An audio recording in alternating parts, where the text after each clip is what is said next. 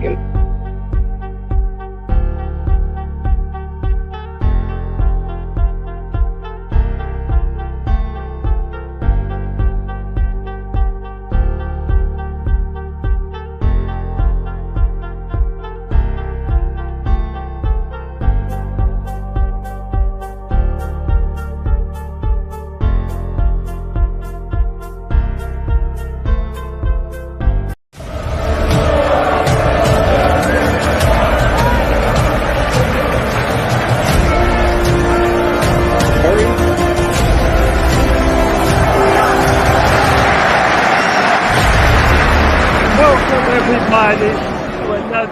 Edition of the C3 Friday Free for All. I'm your host, 1/4 of the C3 Panthers Podcast. My name is Cody Lashley.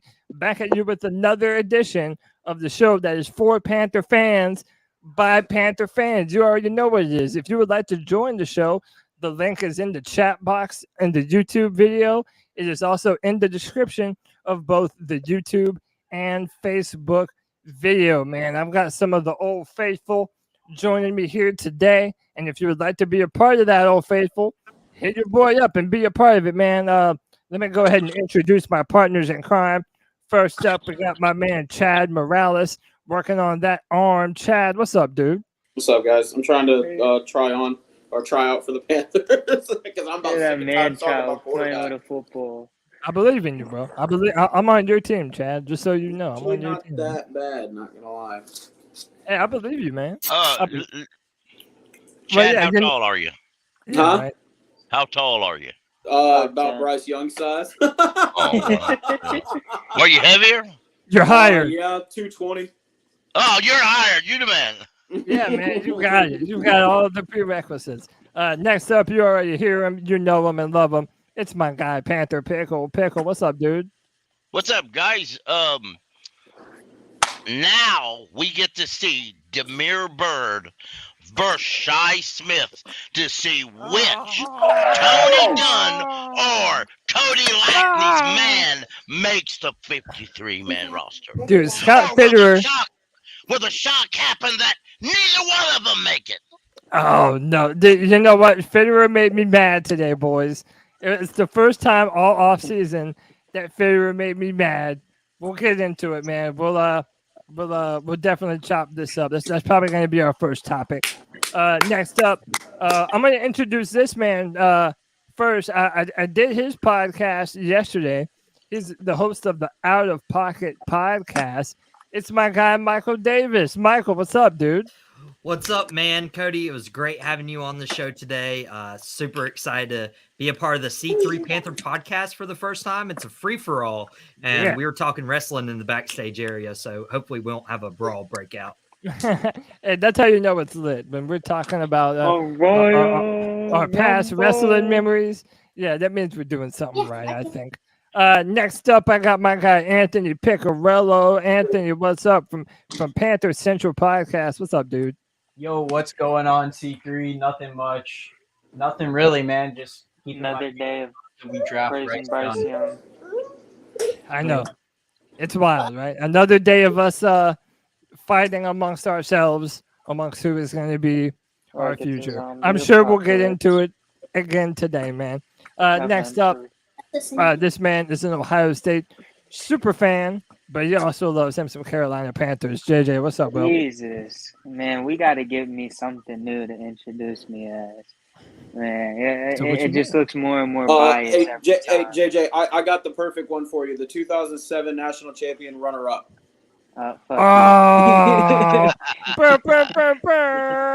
Damn, you ain't have to do him like that. I'm just joking, JJ. I love JJ. Y'all got your GOAT, Joe Burrow. He was a Buckeye, so. Hey, bro. Hey, what on the real, I can't wait for treasure to get in here and talk some shit about bro. the Texas Longhorns being the greatest of all time. Yo, Texas is booty already. You see how y'all start fighting before we even started the show? Good Lord, man. No, next man. Yeah, I know, right? Next up, we got my guy, Jay Stubbs. Jay Stubbs, what's up, brother? What's up, C3 family? It's the NBA playoffs, baby. I know it's a football podcast, but the NBA playoffs starts tomorrow, and we about to win the championship. Let's go Heat! Facts. The Lakers. Let's go Miami. Wow. Bro's Bunch a of Miami basketball fan. nerds in He's this going show, through man. the Basketball hardest sucks. You know, basketball. See, everybody's already starting to fight, man. That's how you know Hold we're on, really on Just one because today, you can't man. play basketball doesn't mean you got hate on the sport, man. Come on. Hey, I can't play football either, and it's still. Chad's our football guy. I just hate basketball because I just do. You know, it's like baseball. Baseball is a wannabe. Pickle. Wannabe. We don't care about you hating basketball, bro. Yeah, well, I need my sports to be a little bit violent. I need MMA or I need football. They be apparently out there bruising each you like other. you like that CTE trauma, huh? Yeah, man, that's my favorite. He likes his sports to end out like Antonio Brown, man. Yeah, man. There needs to be something on the line, including your physical and mental health, or else I'm not interested. Jesus Christ. So, Vince McMahon over here. Yep. Next up, you know him, you love him. He's early today, so y'all better brace yourself. It's G Baby in the house. G Baby, what's up? What's good with you boys? Bro in the bottom left got the best picture though. I know it's Kevin, bro. I know it's Kevin. Yeah, that's he the got number the Damiere Byrd. Yeah, that's our resident. That's our resident troll. He's a fan of an inferior South Carolina football team, and whatever, man. I'm just happy to be a part of this South Carolina Gamecocks / Panthers podcast. Yo, wait until I intro you, bro. Come on. Damn. Lord. Dang, man. Always jumping out of turn. Man, them weak ass. Never knowing what you're supposed to be doing. Name. Good Lord. It's Bro was white chocolate for espresso. Glory when we drafted J.C. Horn, weren't you? How many South Carolina players are currently on the Carolina Panthers? 4. You saw how fast he knew that number, Pickle? Pickle? We're about to drop. Just the most at any college that we have on the team. We're about to draft Cam. No wonder we suck. We're about to draft 2 more. There you have it. And we'll sign Cam Smith. All right, so we're gonna jump into this. If you have not done so already, please hit that like, hit that subscribe, hit that notification bell for every single time the C3 Panthers podcast goes live. Gentlemen, there's nothing to it but to do it. Let's roll. Damiere Byrd is back on the Carolina Panthers. Does this mean that the Panthers are no longer going to draft a receiver at all this year? And what do you think of bringing back Damiere Byrd? And will a stiff breeze put him on season-ending IR? Jump in on it, boy. No, but it means he's better than Shi Smith. All right, y'all fight. So, I mean, I was already saying before we signed him that we weren't going to draft another receiver, probably in the late round, but nothing else. I still feel like you need a receiver at the top of the second round. If a Hyatt or Downs or Flowers even drops to the Panthers at the second round, like why not take him and grow him? Not and get the Jalen score Hyatt. back? Thielen won't be around forever. Yeah, but what if they don't fall down? You know what I'm saying? Well, I think it all depends on who's available on the board. I think they're setting themselves up. If you go, I went to when I got word that he was signed and I was home. I actually went to and looked at the Panthers' current depth chart, and I mean, not that says. I just wanted to see the base where the roster currently stands, and we're looking decent as far as depth. So at wide receiver, but still yet, if a guy that they have labeled as a solid first round pick drops all the way to 39, I wouldn't be shocked if we picked him up. But it wouldn't shock me either if we don't at all. So that's fine. It's just like, when are you going to replace Burns? When are you going to get Burns and some pass rushing help?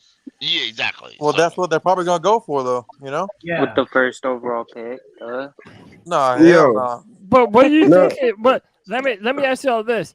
Oh, and first off, my bad. Yo, I'm a complete idiot. I'm so rude. I'm so rude. I didn't even introduce my guy Michael Weston. Michael, my apologies, brother. What's up, dude? What's wrong with you? It's all good. You a busy man and a very popular man. But I appreciate you. I Man. was telling my mans earlier today, if the main thing we need on this defense, I know everybody said, actually on this team, fuck just the defense, on this team, we have not had a middle linebacker that can lead the offense, lead the defense. Last year, I saw how many times that we had, like, we didn't know what the fuck the lineup was. So many times that people could run on us because we couldn't contemplate from the middle and lead the defense. I think that trumps everything that we need. We need a leader on defense. We're about to get one on the offense. I think our defensive coordinator needs his leader. Right. Do you think that this is just a kick returner? Like, what kind of receiver do we really expect Damiere Byrd to be for us? I mean, if any He's at all. another deep threat depth piece, in my opinion. You know, he can still take the top off of the defense, no doubt. You know, also, I mentioned in the group chat that, you know, just in case DJ Chark goes down, you have your little replacement in Damiere Byrd. Even though he may not be as good, you know, he still somewhat brings a similar skill set. And also, you know, yeah, you could put him on the return team. He'll bring use like that as well. Right before G Baby goes off about him, because apparently he hates him. I just personally believe that I really do believe that Damiere Byrd they brought him in to push Cy Smith to see which one ends up with the job. Because I don't think you're going to see both of them with the job at the end of the 53-man roster count. I believe. I mean, but Pickle, let's be real though. We do got like injury questions at receiver too, so we're probably. You're right. You're absolutely right. I mean, listen. With the 39th pick, we can go any multiple ways and not be wrong. We could go receiver and not be wrong. We could go linebacker and not be wrong. We could go edge and not be wrong. We could even go offensive tackle and not be wrong. Do y'all think he's better than Shroud? Wait. I completely disagree with only one of those selections. I think if we go receiver at the 39th pick, that would be wrong. I do too. Michael, to me right now, wide receiver at 39, now it seems redundant. You've gone out, you've gotten Chark, you've gotten Adam Thielen, now you went and got Damiere Byrd, and I know everybody wants to make their jokes, but you also have Shi Smith, who, I'm sorry, I don't care what any of y'all say, I am not giving up on you until this man is no longer on the Panthers. Did you just I'm not giving up on him. But let me explain my point of view. None of those guys can even compare to T. Higgins. Let me explain. We don't have a T. Higgins. Okay. There's not. You don't even know if there's a T. Higgins in the draft. So what's wrong with getting your rookie quarterback more help? If a good receiver, I'm gonna tell you what's wrong with it. We have. I'm gonna tell you what's wrong. So, all right, hold on. I'm gonna go to hold on, JJ. I'm gonna go to Michael Weston, then Michael Davis right after. Go ahead. I'm gonna tell you what's wrong with it. It's because, see, this is a copycat league. Can we all agree on that? Oh yeah. Yeah. Correct. So when you turn around and you're building a team and you giving him stable weapons, I'm not saying we got elite weapons, but the Hayden Hurst signing, that was genius. The Adam Thielen signing, that was genius. Some secure hands from the backfields with Miles Sanders, that was genius. So when you turn around and you know that there's elite receivers that's coming in free agency next year when we have money, you make that move like Bills did with Stephon Diggs. You make the move like when they made sure that every quarter Jalen Hurts got AJ Brown. You make that kind of move. Yeah, you do that once you got the money for it, because let's be 100% honest. We have way more holes to fill, and there's a lot of competition in the locker room. We also remember DJ Chark was the one that beat out Laviska Shenault. So you got Laviska Shenault looking at DJ Chark like, you're not going to do that twice. Then you turn around, we just got Damiere Byrd, like we said, that can push Shi Smith to see, are you hungry or not? Terrence Marshall Jr. is plastic legs. They all injury prone too, to be honest. They are. Listen, But there's one thing we don't have though. We don't have someone that can stop the run.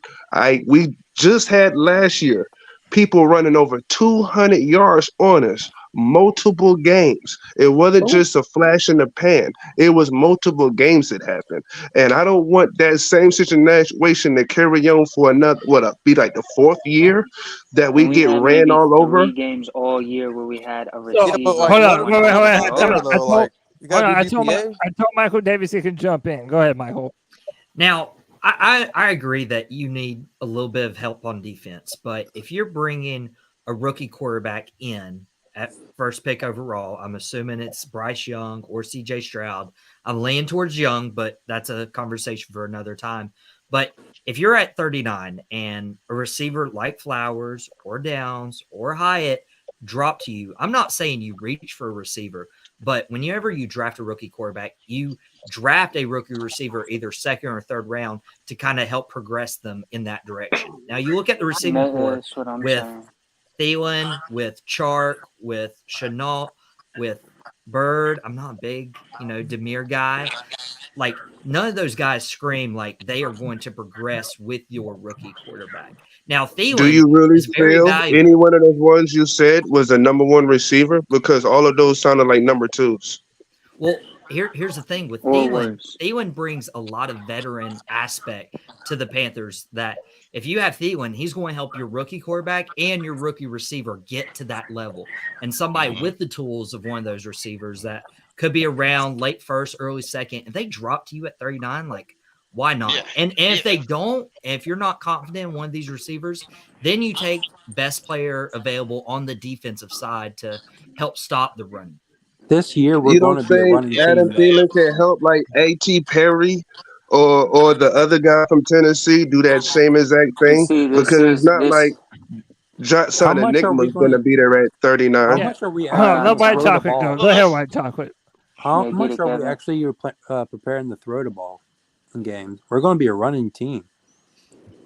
We don't necessarily know that right now. We don't have a ground and pound running back. I mean, we're going to be a lot of screen passes, screens to Shenault. Well, to be honest, we're set up to do both. Like right now, there's no reason why the Panthers shouldn't be able to air the ball out more than we did last year. No, but I agree with you. No, I 100% agree with you. We are going to have to run the football. And with Miles Sanders and Chuba Hubbard, we're talking about weapons at number 39, right? Everybody just kind of assumes it has to be a wide receiver. What about Jahmyr Gibbs from Alabama at running back? Especially since he went to Alabama. If we end up drafting, if we draft Bryce Young number 1 overall, and dude, he ran like a 4.39. How many snaps honestly, did he get as a backup? I would draft big playmaker on offense. Saying this. We need that. One thing. Let me say one more thing. I'm saying this as a Clemson fan. He reminds me of Travis Etienne when I watched this film. How many snaps is he getting on this team? I mean, we did just pay Miles though, but I feel you. Yeah, how many snaps is he getting? Having a running back by committee though. Blackwater does probably everybody, but also everybody hates on Chuba Hubbard all the time. So why wouldn't you want to upgrade that position with the premier running back if y'all don't like him like that? Oh shit, G baby nodding his head. I think it has to be BPA guys. Let me interrupt just a minute. Oh, go ahead, Pepper. Let's look at this though. Adam Thielen is 33 years old. Or before the season anyway. His contract expires in 26. Laviska Shenault, the contract expires at the end of this season. DJ Chark's contract expires at the end of this season. We have Terrence Marshall and Shi Smith and Adam Thielen are the only one that is under contract after this year. So let's not say we have enough wide receivers. And let's be honest, if a rookie comes in and outperforms Laviska Shenault, who's to say he'll be here at the end of this year? If a rookie comes in and outperforms DJ Chark, who's to say that DJ won't be a third receiver or after? I mean, you don't know these things. So y'all want YGM again? Here's my yes. Here's my. I mean, but what if we cut down corners there? But do you draft do you say, okay, we're going to draft a defensive end or at pick 39, regardless of who it is? I guarantee Just it's going to be a good guy. You're going to get your guy at 39. YGM don't play no more. Hold on, let me get in on this. This is yes. We'll go Anthony, then J Subs. This is what I think. Next season, you have wide receivers who are going to be free agents, top-notch guys, and we're going to have cap space next year. Next year, go get the guy. Okay, this year you need to figure out the edge position, unless you don't want to have fans complaining about why Brian Burns is getting double-teamed and we can't sack the quarterback. We have enough wide receivers as a group to be able to make it work. And like White Chocolate said, we're going to be a run-heavy team. That's just how it is the first year with every rookie quarterback. Like, I get when we had Cam as rookie year, he threw a lot, but that was different based on the offensive coordinator. I mean, Frank Reich likes to run a lot, so we're going to run a lot regardless. Get the wide receiver next year, like throw a bag at T. Higgins. This year, get the edge rusher for Brian Burns on the other side. That's what I'm truly for a best player available.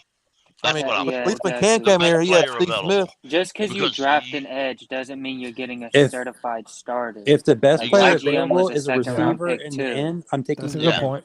So what do y'all do? I take the end. What do y'all do if we get there and like a really good cornerbacks there? Like, are you cool taking a corner if he's the best corner? I am. The two biggest holes.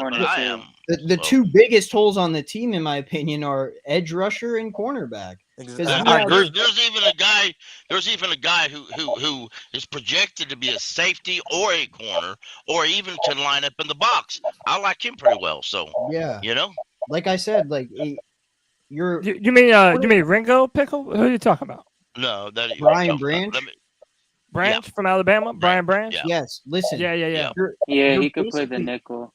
Cornerback is more scary to me than edge personally because, dude, we just signed Damiere Byrd, and that dude cooks CJ Henderson, and he's a wide receiver bro. Baby, I know you're shaking your head, but I'm just spitting facts, bro. We often talk about the NFL evolving, but what we don't want to talk about is the simple fact that more safeties are actually playing the old-fashioned linebacker role than more linebackers. That's why linebacker is almost becoming a devalued position because they're filling those spots with safeties who can cover better than linebackers. Let's just look across the league. The Chargers have a safety who often lines up at linebacker. The Cardinals have a linebacker who often lines up at safety because it's just how it is. It's just across the league happening that way. You just named two teams that cannot stop the run. I just want to point that out. But Okay, we also that's have nice. we also have They also don't have a good D line. But at the same time, it ain't like we knew how to stop the run last year any damn way. So and also didn't Which is why we should draft a we defensive brought line. in what was the guy we brought Von Bell. We brought in Von Bell. We already have Jeremy Chin. Now you have Eric Rowe that we just signed, who's probably going to be that nickel position. I don't know. Safety and receiver right now are the two positions I feel like we have filled out the most. Like we have no real reason to jump and grab at those positions unless there's an incredible one available. This is why I don't like the fact that y'all think we're supposed to win all of a sudden as soon as we're getting this rookie quarterback. Because we're trying to trash. rush it. Regardless, I still don't think we're gonna just be having a winning record. I think we'll win 7 or 8 games. We're gonna have to put up a shit ton of points to win because this is optimistic as hell. That's best case scenario, guys. There's gonna be plenty best case scenario is we have 11. No, we're having a winning record this year. Last week, I doubt it. On paper, our schedule's ass, bro. Rookie quarterback, first year head coach with this team. Yeah. Hey, time out. Hey, hold on, JJ. Like, come on, bro. Hold on one second, JJ. Michael's getting ready to leave us. Michael, we appreciate you coming on, dude. And tell everybody where they can find all your content here on YouTube and everywhere else, man. Yeah, of course. It was awesome getting to talk some Panthers football with you guys. I know a lot of people want to come on and give their thoughts and got a couple other things going. But I'm on Tobacco Road Sports Radio, their YouTube channel. I have the Drop the Mic Wrestling podcast on Wednesdays, talking WWE, AEW. I got the Cat Cave, a Carolina Panthers podcast. That's part of the Keep Time Podcast Network. It's on Tobacco Road as well. I know you have Embrace Debate with Monty, and that's always a good time too. So that'll be We're working, man. Tuesday. We're working on this new network. Yeah, and then Cody was on the show today, Out of Pocket with Michael Davis. It's on YouTube, but it's a radio show out of the Winston-Salem Triad area, WWBG. So, yeah, Cody had some great stuff on the show today, and super excited to get you back on. Maybe get a couple of you guys on as well, and, let's see what the Panthers do these next shout out, couple Michael. weeks. Michael, you're the man, brother. I appreciate you for joining us, and Michael. I'll be seeing you again. Cody. Yeah, I'll be seeing you again soon, dude. Yes, Hey, I just think the best thing for us to do is to help this rookie quarterback. Later, Michael. See ya. All right, let me bring in my guy Evan, C3 Evan Sports Talk. Evan, what's up, dude? What up, guys? I'm ready to talk some Panthers today. Excited. Less than 2 weeks away from the draft. Super exciting time. Hey, before we move on, talk about Damiere Byrd. Do you like the signing? Do you think it's kind of redundant? Do you think he's going to add something to the team? Is he a punt returner? Tell me what's your thoughts, man. I mean, I think it's just probably a depth signing. I mean, like I heard somebody say earlier too, it's a move to kind of push Shi Smith, which I can definitely see because he's got those butterfingers, it seems like, and he's trapped. He's trapped.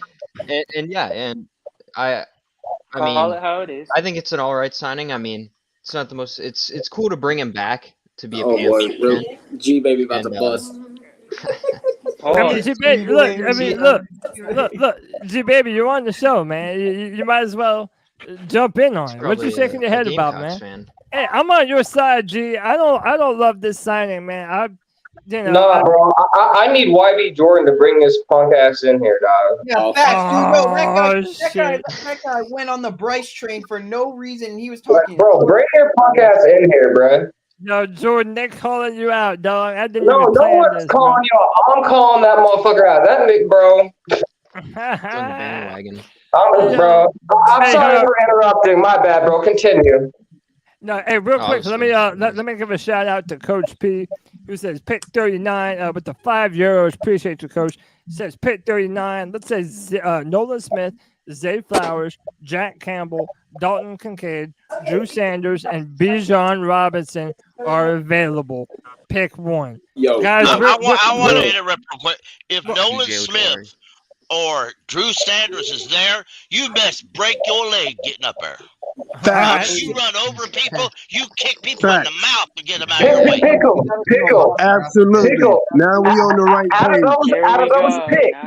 Out of those picks, talk about the most overrated running back. Yeah. You're gonna take Nolan Smith over Bijan Robinson. Yep. Who said yes, bro? I did. I would too. I'm not. G-Baby. Hold on. Wait. G, listen to me. I probably would, but as far as no, bro, y'all are out of your mind. Cody, you go. Cody, tell him. No, listen. We need an edge rusher. Bijan Robinson is an exceptional running back. But we need an edge rusher. Not a backup running back. Yeah, more than we need another running back. I mean, it's all about position. It's position value, man. That position value matters. And so you want to fill the position just because we have to fill the fucking position, bro? Yeah. Listen. All right. About Nolan Smith. Go ahead, Mike. Be complaining. Like, let's think about this. San Fran has got to the playoffs back to back. They did it off their defense. If Nolan Smith or Drew Sanders is there, you take them and you don't fucking look back. You don't even consider looking back. Like, think about it. San Fran, they got to the playoff based on their defense and their run game. Hear Nolan Smith's name until the fucking combine, bro. Get the fuck out of here, bro. I knew Nolan Smith when he was in the fucking you know what? You didn't hear Drew Sanders' name until the fucking combine. Let me defend G. Hold on. Time out. Let me defend G.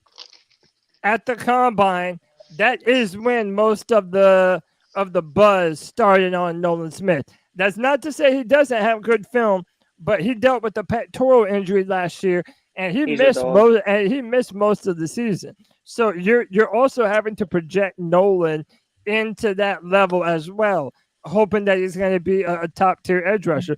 I do think he has the capability to do that, though. So I just think we should go offense with that 39th pick. Like, I think you guys. I know there's a few bigger holes. But because we have a rookie quarterback with a brand new offensive head coach, like, let's make things easier on the offensive side for that. But what if it's all good on the defensive side? Whether it's protecting him, getting a familiar face in Jahmyr Gibbs who can explode and make Hell no. He would immediately be our best offensive weapon, bro. How many snaps is he Jahmyr taking? Gibbs would immediately be our best offensive. We can't just draft somebody to draft them. We gotta do BPA. Bro, he would get enough carries. What are you talking about? He'd get like in the 9. NFL. He's gonna get more carries, bro. Go look at Chuba. Like, How many snaps he's like, had? What would be the point of signing Miles Sanders to a $25 million contract? Running back dad. Duh. That's crazy talk. That's like in the fourth round. Really not. If they were going to draft a running back in the early part of the draft, they would not have gave Miles Sanders the contract they give. That's just fact. I'm just saying. I'm not saying go draft Jahmyr Gibbs. But I'm saying we should get offensive talent, whether it's the line, weapons, or even Gibbs. Okay, all right, here's my question. Who offensively at 39 do you think will be there that's going to make that big of an impact? I never agree with him, but I have to agree with Give it a rookie quarterback. I can't believe you agreeing with him, but we're going to pass that. Tell me somebody that might be there at 39 that will actually make that much of an impact. Bijan Robinson, but I don't think he's going to be there personally. He's not going to be there. I think he'll go to the Eagles. Do you think any receiver at 39 will make more of a pack than Nolan Smith or Drew Campbell? The tight end out of Notre Dame, if he falls to 39, you have to take him. If Michael Mayer's there, take him. I say we give the rookie quarterback a good defense, man. Fuck it. At the positions we need. That's me. We already have available player at the positions we need. No, we don't. For real. Our defense is okay, bro. All right, one at a time. One at a time. Go ahead, Anthony. All I was gonna say is this. What JJ, yes, I agree with what he's trying to say. Kind of like you just take best player available at that spot. But that just means many yards the Carolina Panthers hold on. Let him finish. Go ahead, Anthony. The rest of the picks, though, if you take best player available, have to be for need after that. You have to fill the offensive guard position. You have to draft a cornerback. You have to at least take a flyer on an edge rusher. If, for example, you do get a Jahmyr Gibbs at 39, or you do get a Michael Mayer at 39. Hell, even if you get a Quentin Johnson at 39, you have to fill the Fuck a Quentin Johnson. Hey, I don't mind it too much, Bryce Young will make him look like a stud. So, hey, man, look, let me put out a little note real quick. If you're in the show right now, you don't have to leave, but we're at capacity. So I got some other people in the background that I got to filter in every once in a while. So if I put you in the background and you have something that you want to say, let me know in the private chat, and then I'll bring you in. Sorry to Cody, Mr. Michael Myers down here is over here trying to fucking take fucking Nolan Smith over fucking Bijan Robinson, and that's blowing me the fuck away, bro. That is just stupidity at its fucking finest. Like that is crazy to me. Either I would take Bijan at 39. Both those running backs can go blow each other. I don't. Come on, man. Why don't we just draft Cameron Latou in the 6th round and pair him with Bryce Young, just like in the college? I wouldn't mind that shit, G. Because he scored a 98 on that fucking test too. They're both fucking smart. So let me introduce 2 new people to the podcast. These guys both represent the 704 Charlotte Bound podcast. Let me welcome my guys Twan Don and Ray Pabone. What's up, boys? Pabone. Yo, what's good, man? Was it good? How y'all Love the doing? interview, man. Love the interview. I appreciate it. I brought my guy Ray Pat Bone over here so he can get a taste of Friday free fall. Yes, sir. Yo, it's an honor to be in here. I appreciate it. Hell yeah, man. Let me get y'all in on the conversation we were talking about. G baby, what up? So let's go with you. Hey, but y'all, hey, real quick, I've been drinking, G. Hey, so as a matter of fact, hey, Twan and Ray, hang on 1 second. Chad's been waiting to go for like 10 minutes. Has Chad even on here? Bro, Chad did. What the hell am I talking about? I want some other stuff. Cody drinking. Never mind then. All right, Twan and Ray, whoever wants to go first. What do y'all make of the Damiere Byrd signing? Does this mean that wide receiver is now off the board anywhere in the draft for the Carolina Panthers? I'll let Ray go, man. I was gonna say that's perfect because I actually put that in the private chat if you didn't talk about it yet. But since you are talking about it, So like, I guess the question would really be is, and I guess that's the question you're asking. Like, so do I personally feel like we're done at receiver? No. Because again, I guess I'm looking at this as like a camp body, another guy that's just going to come in and compete and look for a position. A spot on the roster. But with that being said, how are you? I guess I'm going to put it this way, and I feel like when I came into it is when we were speaking on who would be there at 39. Well, if there's a great receiver prospect there, did the signing of Byrd today stop you from taking a receiver there? Like, no, in my book. So exactly. I guess that's kind of where I'm flipping it back to everybody else is like signing Byrd today. Did that take us out of taking a receiver in the second round? Like, because for me, no. Like, I feel like you can't pass up. I don't even think I guess to sum up what I'm trying to say is I'm very big on best player available when it comes to any position, any draft pick. So at the end of the day, I'm not gonna shy away from taking a good receiver prospect just so they got Byrd today. I thought they were out the receiver class even before this, though. Yeah, I agree with that. To me, it doesn't take it off of the board, Ray, but it makes it a lot less likely. You went and got Chark. You went and got Adam Thielen. You know, we still have LaVishka Chenault. Dude, straight up, I'd be forgetting LaVishka is even on this team, bro. Yeah. He's not being talked about. Yeah, he's not being talked about. And yeah, I mean, he didn't have the greatest season, but yeah, it's hard to do shit under Matt Rule, though. These guys are mid. It's because he's a Swiss. We should actually help our quarterback development. Fuck. As long as Bryce Young. I mean, it's an extended run game, is it not? Pretty much. I mean, what'd you say? It's like an extended running game at good screen passes. I mean, you help your quarterback, you help him out. Yeah. Hey, let me go to Twan and then receivers get separation though. Let me go to Twan and then Michael Weston. I got you back, and I'll go to you in just a minute, bro. Go ahead, Twan. I agree with Ray, man. I think Damiere Byrd is just somebody they put out there to make somebody compete with. I mean, with this coaching staff, I don't think they're gonna let anybody think that the job is yours. You know, even if it is, I think they want to bring people in to make them work harder, to make them feel a little at ease. Like, you know, like if you don't work the hardest, then you're not gonna get the job. I mean, I don't see Damiere Byrd playing out there maybe 1 or 2 plays a game if he was to do that, but I just think they brought him in for competition. Yeah, I kind of think so too. Go ahead, Michael. If only we still had DJ. Yo, so I'm gonna give y'all a number. 2,085.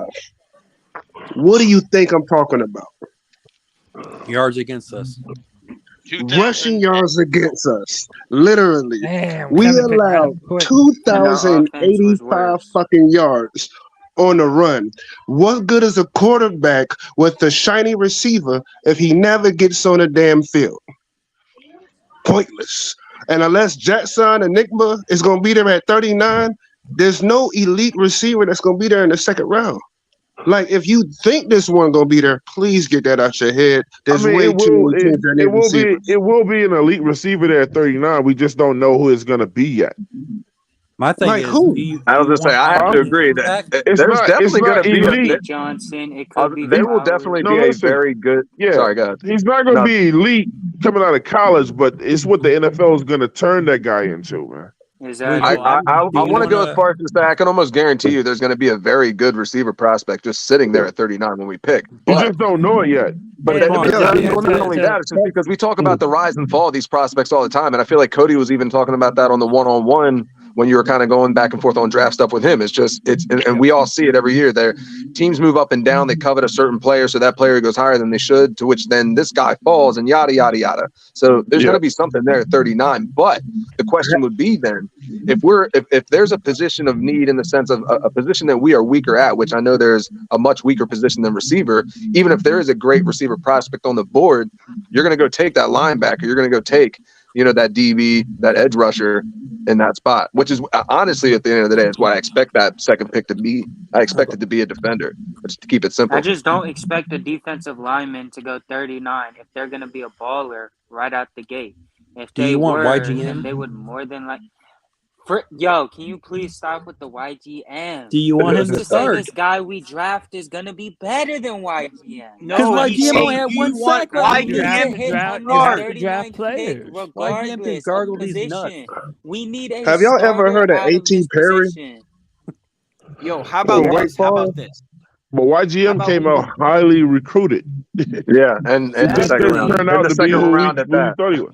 Yeah. We're only going to spend another minute on this topic, and then I want to move on to something very specific. It's at the heart of what I want to get to on today's show. I did want to say this though: if Zay Flowers is still there at 39, oh, you bet your ass I'm drafting him. You bet your ass. But that's you bet your ass I'm drafting. Am I the only one that's not Flowers impressed with Zay Flowers? And they've also been saying. But you know what? It's funny that you say that, Twan. They're saying a lot of people in the league, they don't value this receiver class very high at all. So there's a chance.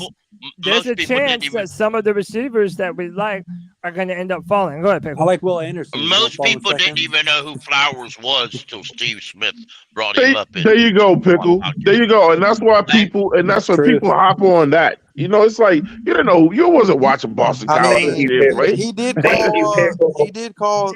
When you go watch his tape, he actually looks like a baller. Cooper Kupp. He called Cooper Kupp. That's why Michael Meyer down here trying to tell y'all there ain't no fucking receivers worth taking after fucking pick 39, bro. It's because they're all short, man. It's like I'd rather take A.T. Perry from Wake Forest. I'd rather take A.T. Perry from Wake Forest in a later round and try to change him to something. He's fast. I agree with that.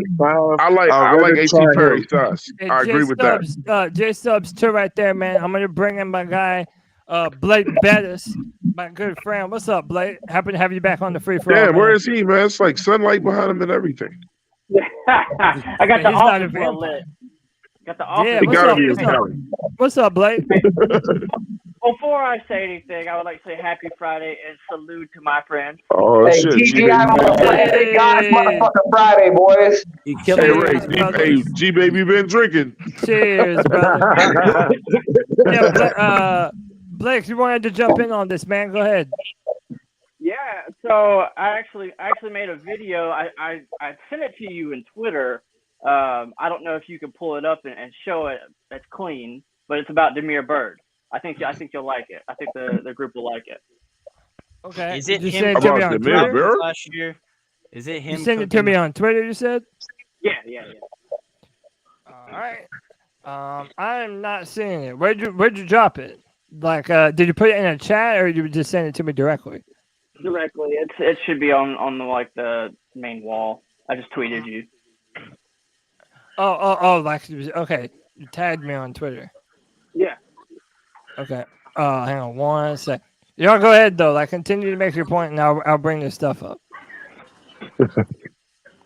Y'all can go. I already made my point.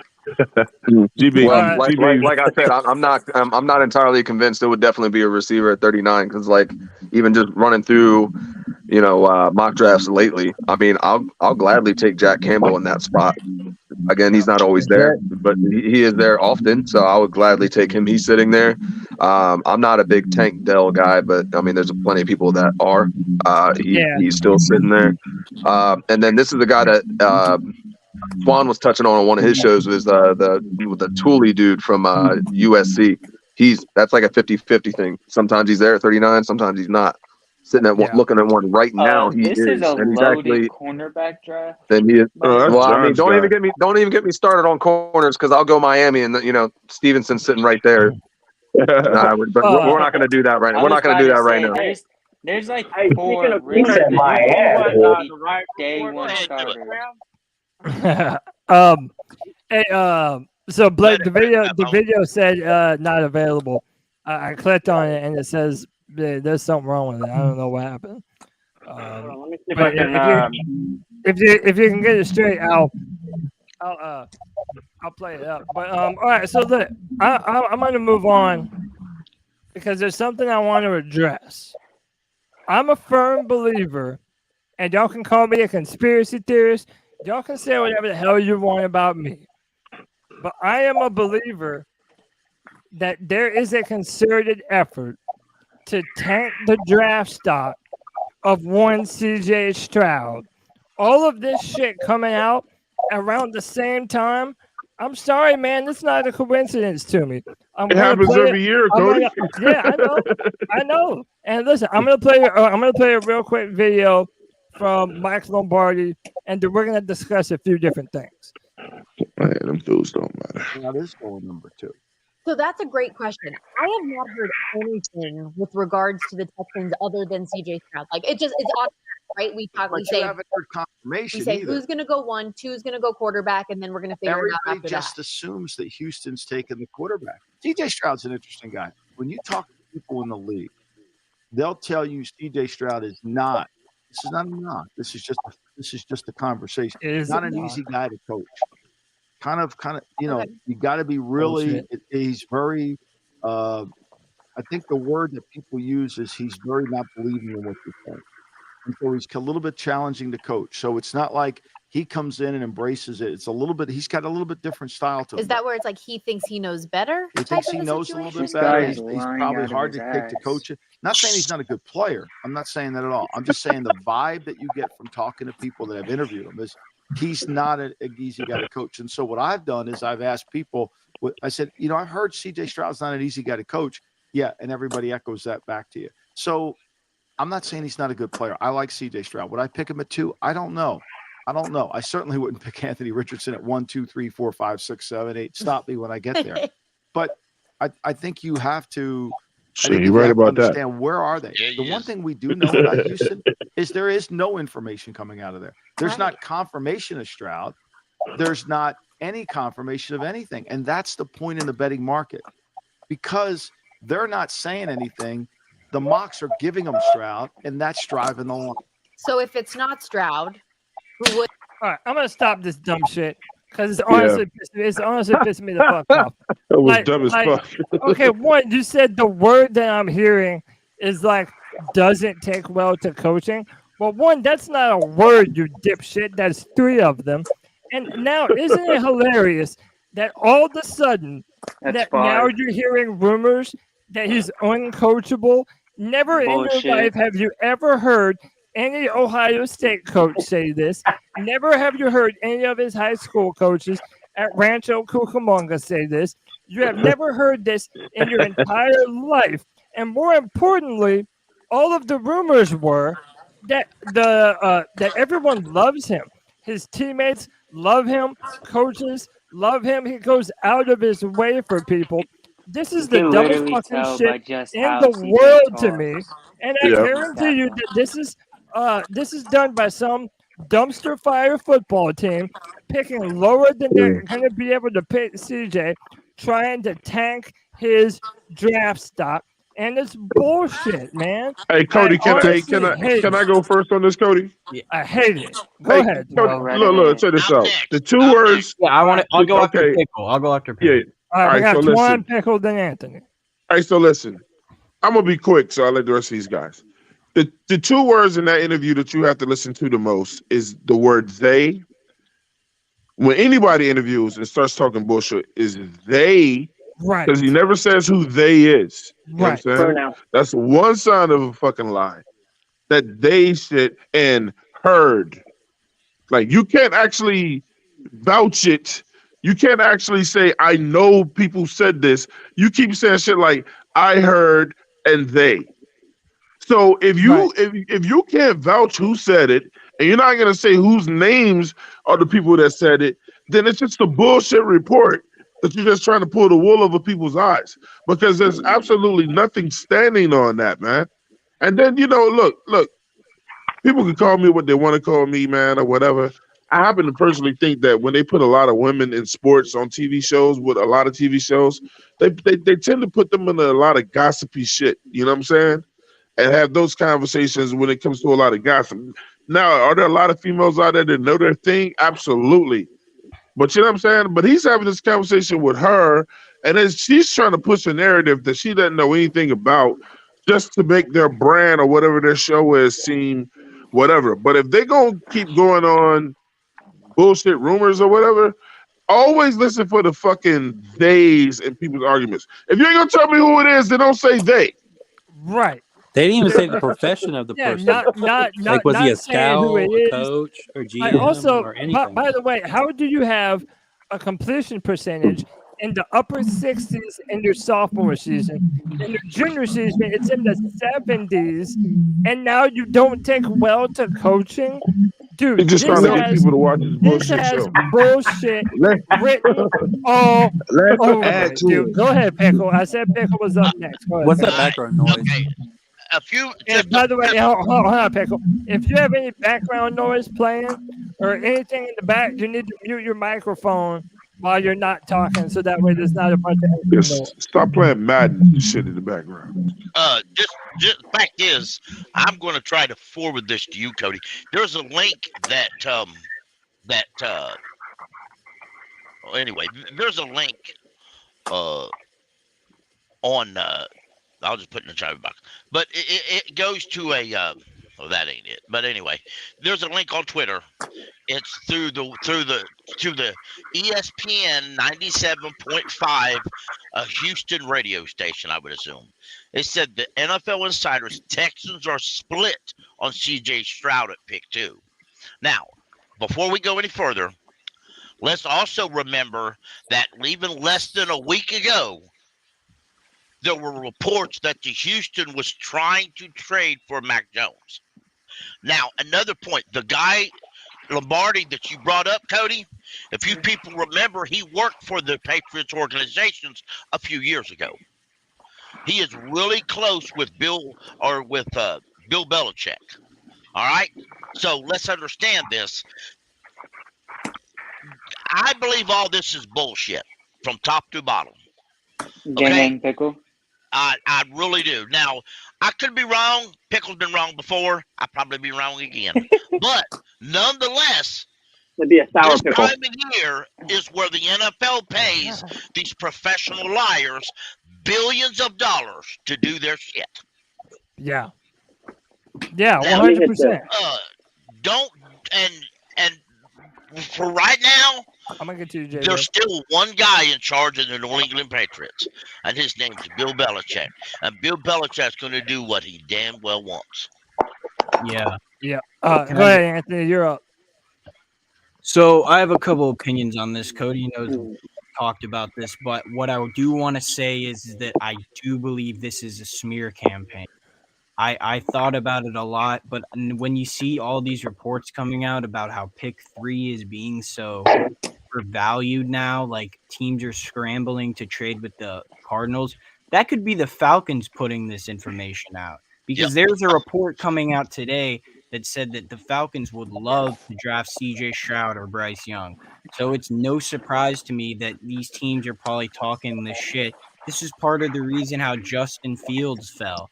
Because I had him as my quarterback too behind Lawrence that draft, but he fell to pick 11 because they were just saying a bunch of shit about how he's uncoachable and he doesn't listen and he's epilepsy. Remember that shit? Yeah. Oh so yeah, they did say facts. Yeah, random ass little things like that. Yep. Yeah, random little shit like that. By the way, to tag along to what Anthony said about the Falcons, CJ Stroud did play his best game ever in that stadium. Bro, I don't want to see CJ Stroud in a Falcons uniform. Nobody does. CJ Stroud's booty. Nobody does. But by the way, we have a Falcons fan in the chat. He says, "Stop the cap." That didn't come from the A. Bro, you don't know that. If they wanted CJ Stroud, I guarantee you Atlanta would do some shit like that, man. in my mind, it's coming from either three places. It's coming from the Raiders, or the Colts, or the Falcons. It's one of those Not teams Houston? that are perpetuating this kind of bullshit. I mean, maybe Houston, but again, they would if we took Bryce Young, CJ Stroud would be there for the picking.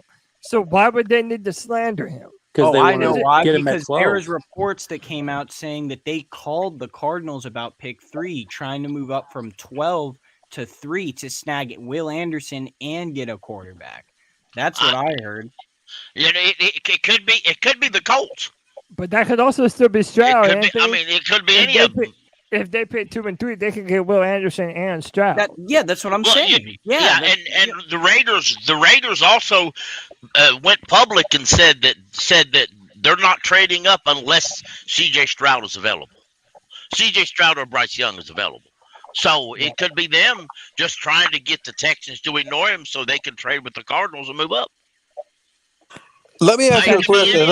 Let me ask y'all a question right quick. Go ahead, Jay Stubbs.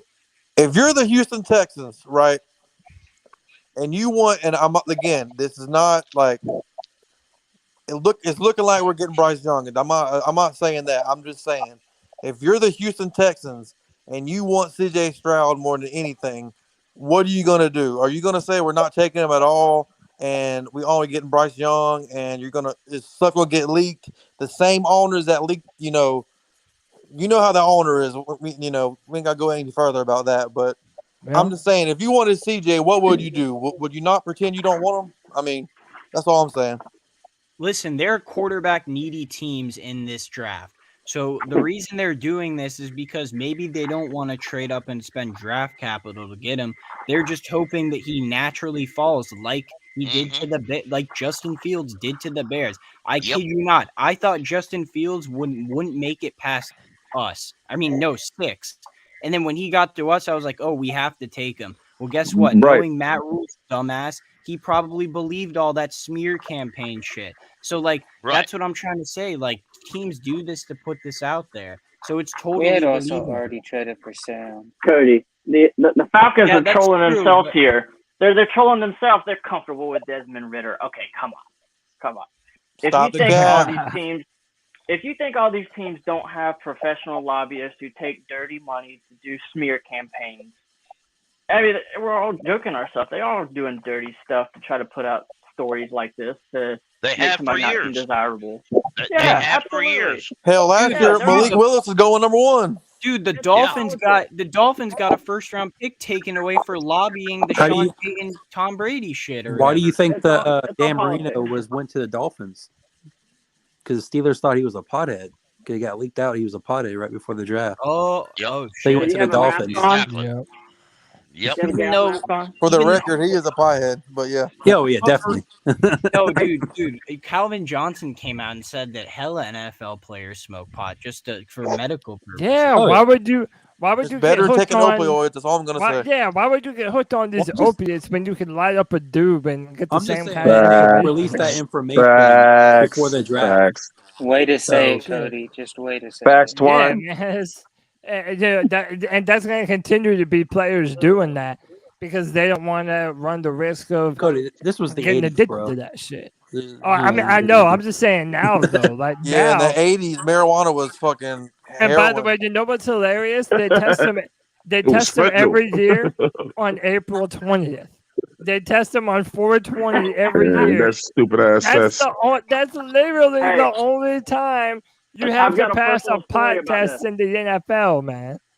I've got a I personal literally story don't about want any players doing anything. But listen, get your tomatoes ready for me or whatever.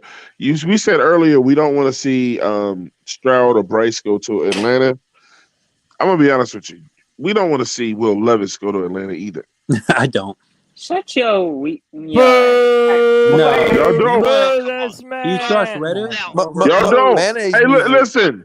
Hey, listen to John. Listen to John last night. John convinced me of that. You do not want to see those guys in Atlanta, bro.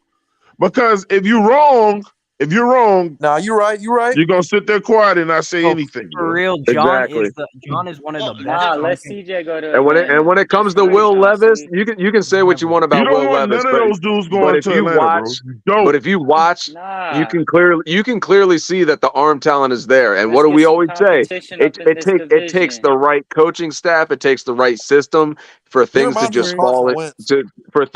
fall into place. So again, you just never know. And like I said, when it comes to Levis, hate or love him, like there are points in time, like there are moments in his tape where you can see very clear arm talent. So again, you get the right teacher with him, you never know. Hey, and Cody, I would rather not worry about that. I'm gonna. Everybody's saying he sucks. He can't do this. Hey, some guys take all that negative energy and come for your head, bro. Let me say I this. can't remember who it was, but someone thought I was. Before we move too far off the players smoking, I actually have a personal story about seeing a couple of players lighten up. You about to snitch on somebody. Well, so that was, you're talking about what was that? Laramie Tunzel or something, right? You get ready to snitch right now. Nope, I'm not saying any names. Put the snitch count down. 5, Jeff Otah. 4. All right, go ahead. Tell me the story. It was 2 Panther players. Snitching. I was at a Don't be bar snitching, in bro. Charlotte. Jeff Otah. As long as they're not current players, I don't give a damn. All right, let that man finish the story. Let that man finish. Go ahead, Blake. All right, so you know the '90s arcade bar or the arcade bar in Charlotte? I don't know if anybody's been there. Yes. So I was there a few years ago. 2 Panther players were there. And I actually got to speak with them, and they both reeked of marijuana. It was all over their clothes. The whole crew. They had a crew of probably 50 people. Man, their just say family, who. all that. Nope. Yo, Blake, text me their names on Twitter. I And then did put it send in you the a chat, message on Cody. Twitter. It was chosen, wasn't it? I did. 2 very prominent players, but they were there The only thing wife's about birthday. playing videos off the DMs, whenever I try and share it on Streamyard, it doesn't go full screen, so you'll barely be able to see It it. was DJ Moore and Curtis Samuel. Why? Send it to you. See, that's why you shouldn't have said it. Now everybody going to assume. It was Sam Darnold and Baker. Can you post it on Twitter? Teddy Bridgewater. Hey, post it on Twitter and then tag me. Okay. Yeah. Teddy Bridgewater rolled up in his minivan. Cody, that's what happened to Jeff Otah, bro. Jeff Otah, he was notorious for fucking smoking and just saying, "I fucking quit." It was 2 very prominent players. It was Kuechly. That's how he was focused. And they got Sorry, 2. That's how he was always focused. I heard it was Chuba Hubbard I know that's right, Warren.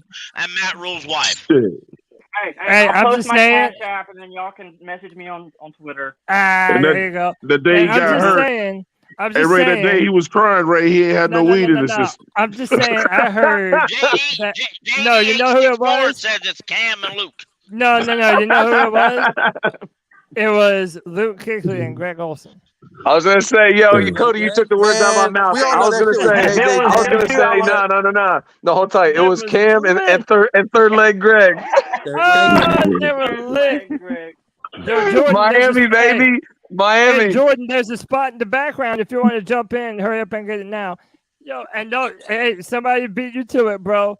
It's my guy, Drew. Drew, what's up, Drew? Not much, man. Just got home. Hey, man. Congratulations, man. We got so many people trying to join.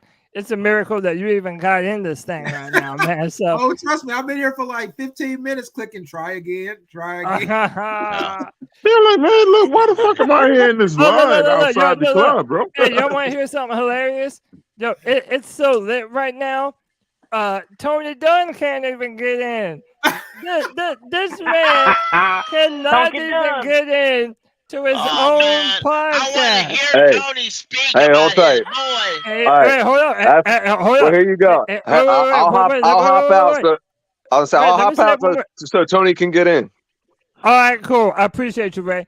But no worries. Hey, I appreciate you having me on. Like I said, it was the first time, so that was dope. I'll definitely have to come back. But y'all keep rocking. Ray, you're the man, brother. Come back. Hey, I'll be in the chat. Don't worry, I'll be in the chat. But I'll let Tony do his thing.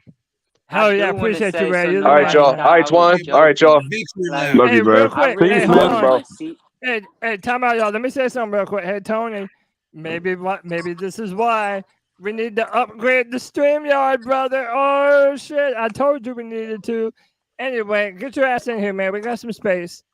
But yeah, man, like, I don't know. I'm thinking, hey, I put Evan. it in the chat.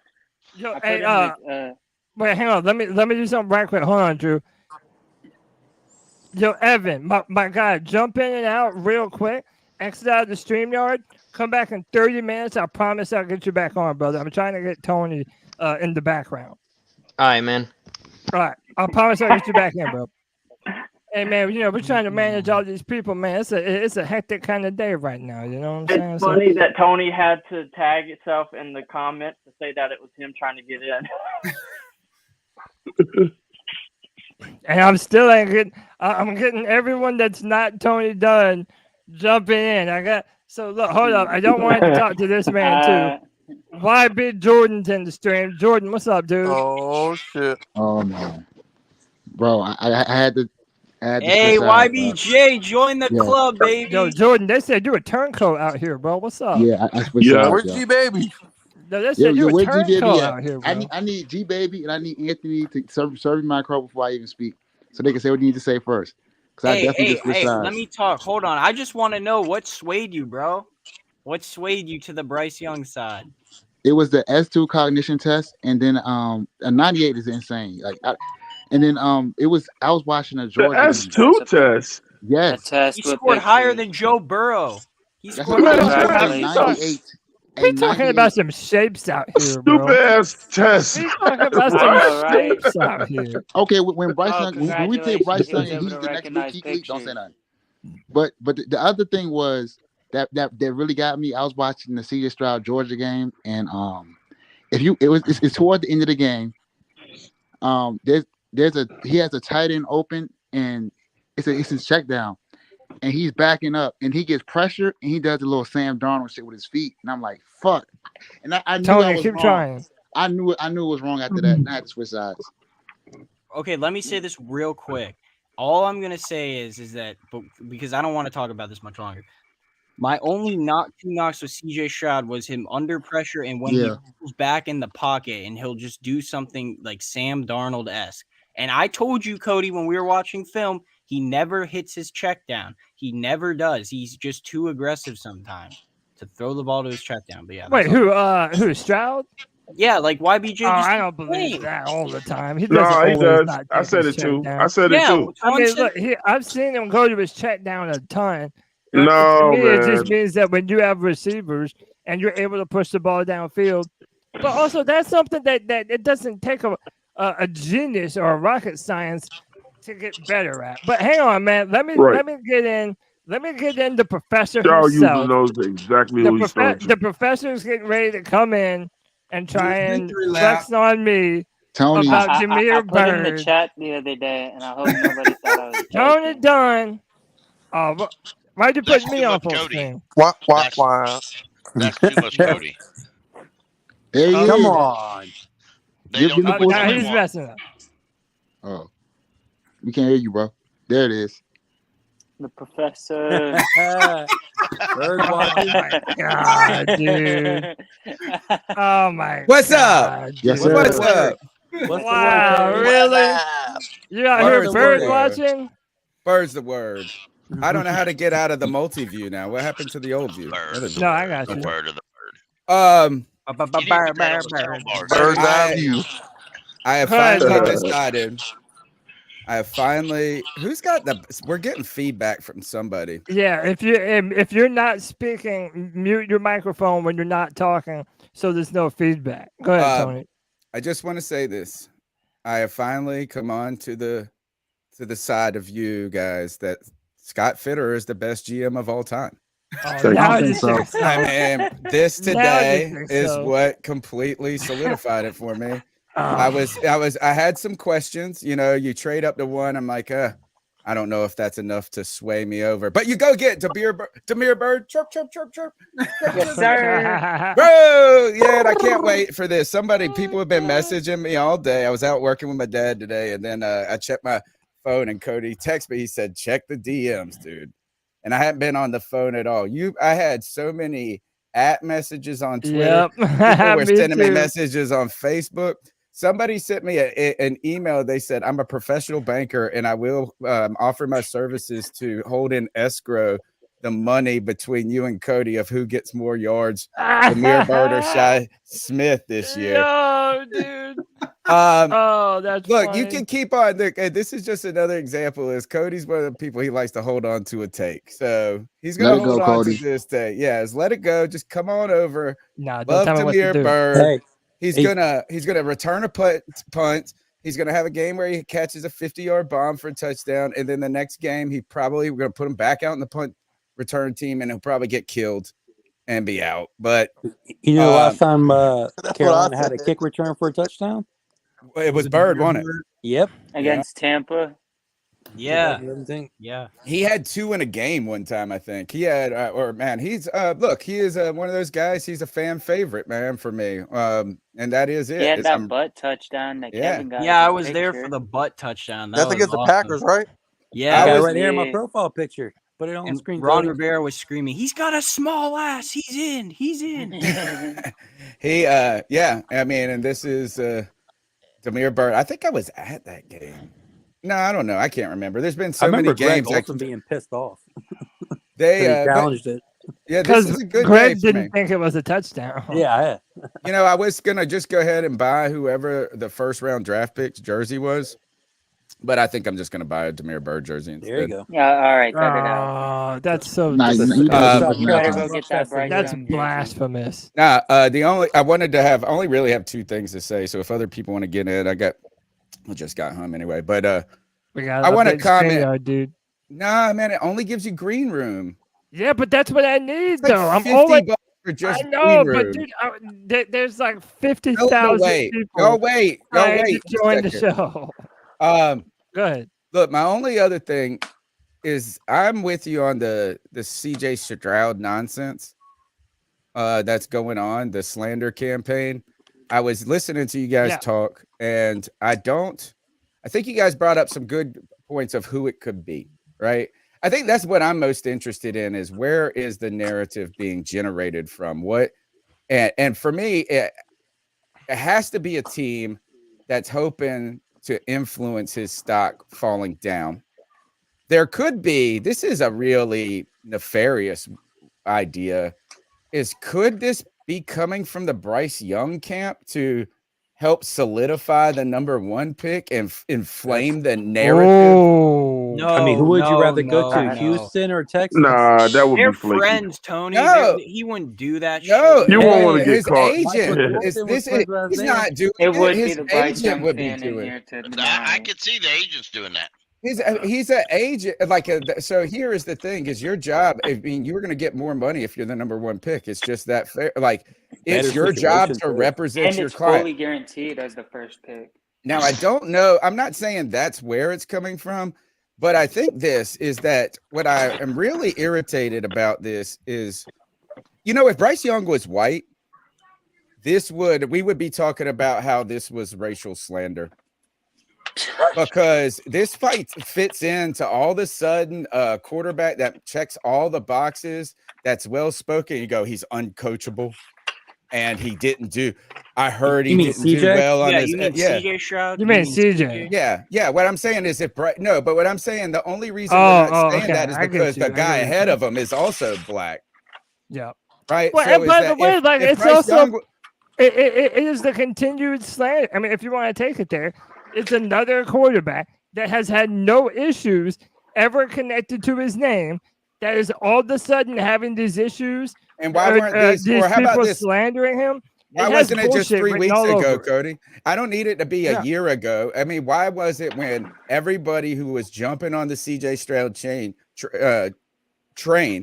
where was combine. this narrative? Yeah, the weeks leading up to the combine, and then the combine.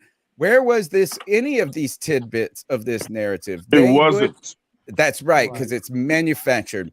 Right. Now, Bullshit. Mike This Lombardi. was amazing, remember? I think Mike Lombardi is in Houston. By the way, I'll admit, Michael Lombardi. Ding. Michael He's Lombardi has a hard on for Bryce Young. That's why. right. And Houston, ding. And he's a sports radio guy. Let me put this. And here's my final point because I want to finish. And I'm calling out a lot of Panther fans on this. The people who are making fun of and jokes about. Mute your microphones. Mute your microphones if you're not talking. I'm gonna start doing it for y'all. Go ahead, Tony. The people who are endorsing this narrative as fans, like the Bryce, and I don't want to just say the Bryce Young crowd because that's not fair to a lot of people who are Bryce Young advocates who are not part of this. But I would say that all of a sudden, a lot of the Bryce Young people who were advocating for him so hardcore, they're putting up all the memes, joking about CJ Stroud's intelligence. They're like doing all of this. And I want to shame them for a second. I want to ice these people up because if you trace any of this news, there's only one central source for it. There's the Mike Lombardi comment.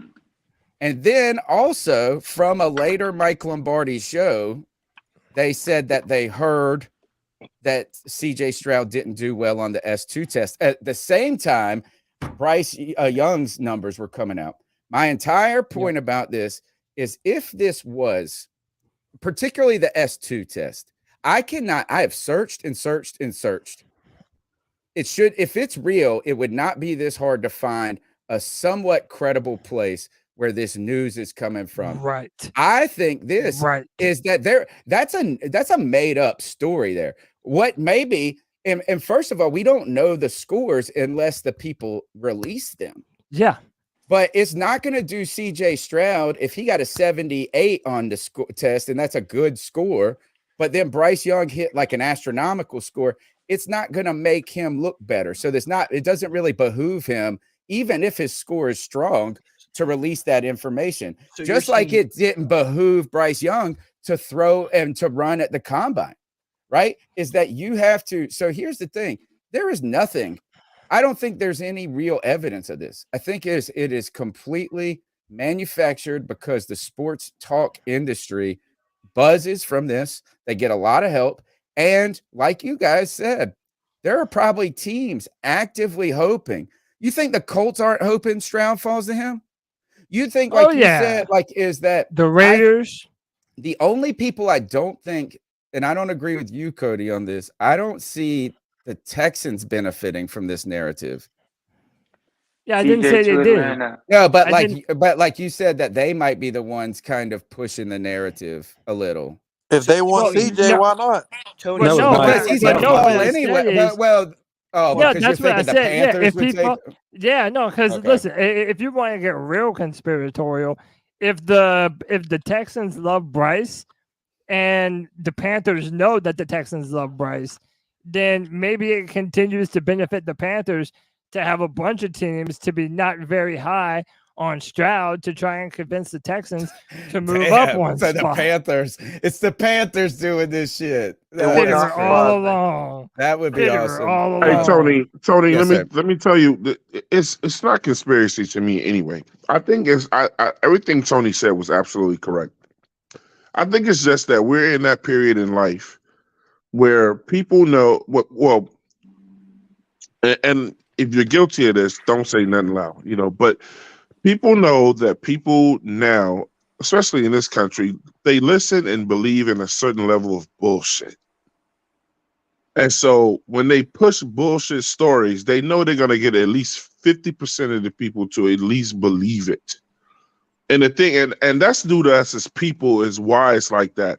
Because we run with bullshit stories, things that we know not to be true. We live in an age now where lies rule.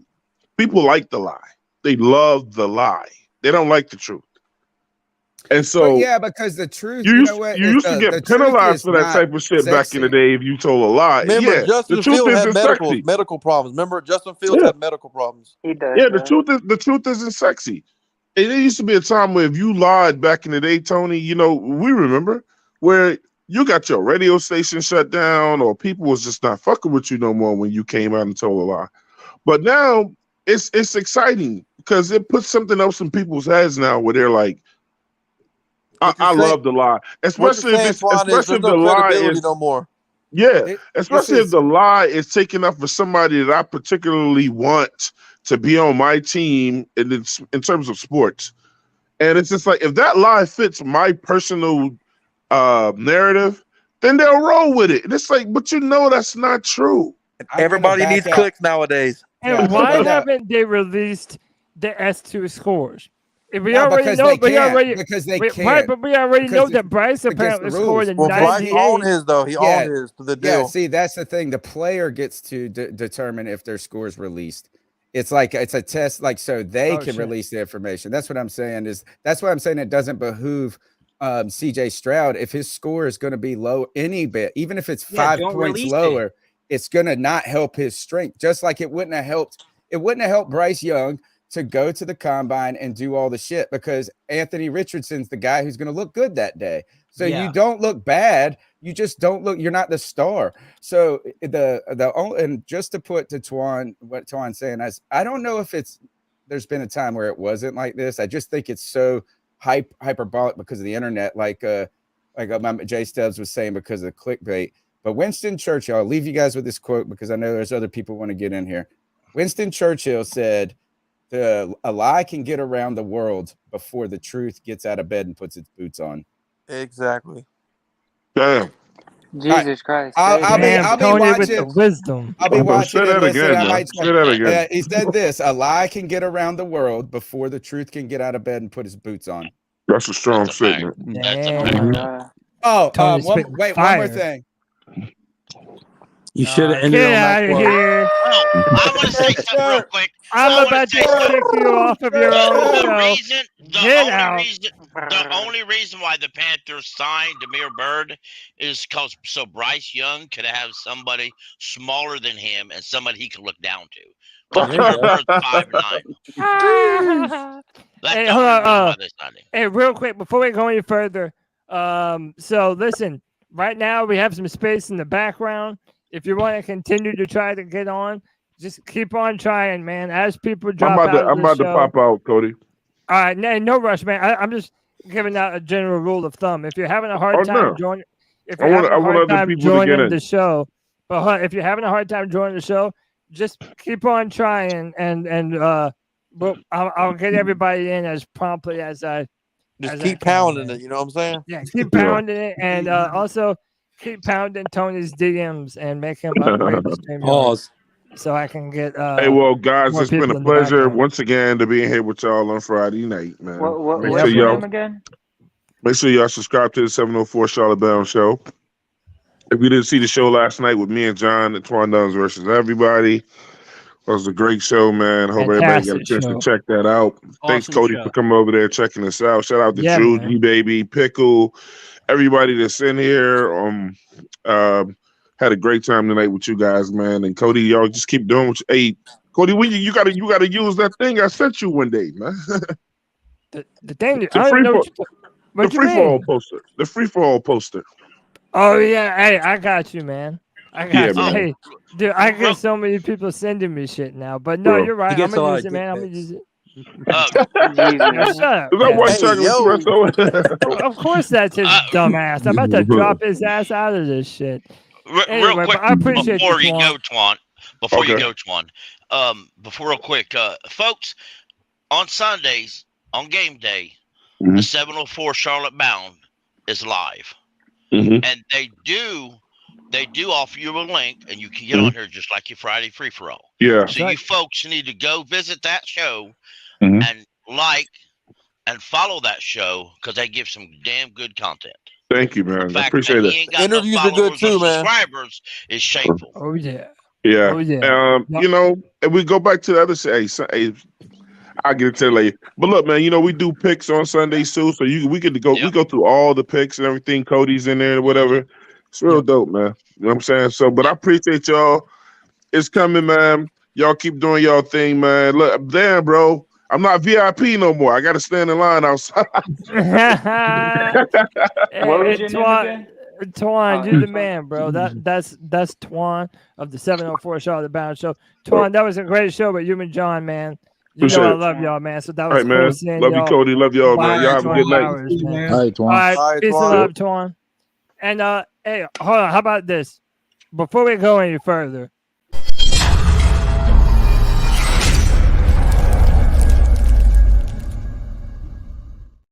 subscriber shame, damn it, 201 people watching right now, 72 thumbs up. You know you're enjoying the content. Quit pretending you're not. Hit the like button, hit that subscribe button, hit the notification bell for every single time the C3 Panthers podcast goes live. You already know what it is. Next up, let me welcome my man Ruth to the show. My man Ian, actually. Ian, what's up, dude? Yeah, how's it going? Good, man. I just wanted to kind of jump in for a few things. The CJ Stroud conversation there. I think people don't understand like what the word processing means. I think people mistake processing with decision making. I think they mistake processing with intelligence, and like they're linked to each other, but they're not the same thing, right? So you can see on film his processing isn't very good. You throw on the Iowa film when there is pressure around him, he freezes up, right? He locks in on a target and he waits for that target to get open, and then he will. You can see in the Iowa tape, he's got a huge wide open lane. Doesn't take off until the last minute, and then he gets tackled. I know exactly what you're talking about, bro. It's the slow processing of information. It's not the decision making, right? So Anthony Richardson's on the other spectrum, right? Anthony Richardson processes everything quickly. You throw on the tape, you throw on the Georgia tape, he's got bodies flying at him left, right, dodging those, and then he gets to the point where he needs to make a decision. Sometimes he doesn't make the best decision. He's processed that information, right? The decision making comes with experience. I don't like the narrative that Anthony Richardson comes with a lot of risk and the other quarterbacks don't. Keep spitting. Because we have seen the path of success for Anthony Richardson.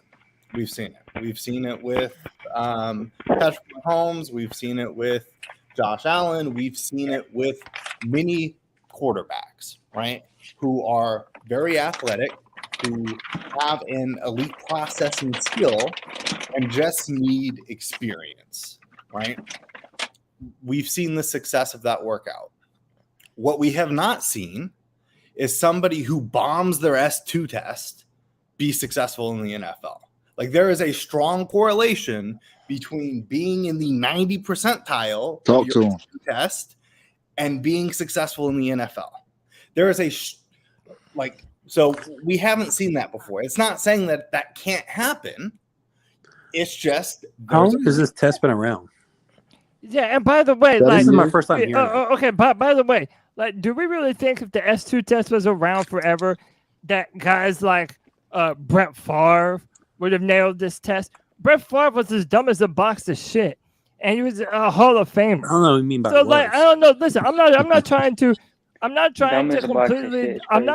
completely devalue the S2 test. I'm sure it has some merit, but I don't automatically jump on this notion that a positive S2 test thereby equals an NFL quarterback. A better player.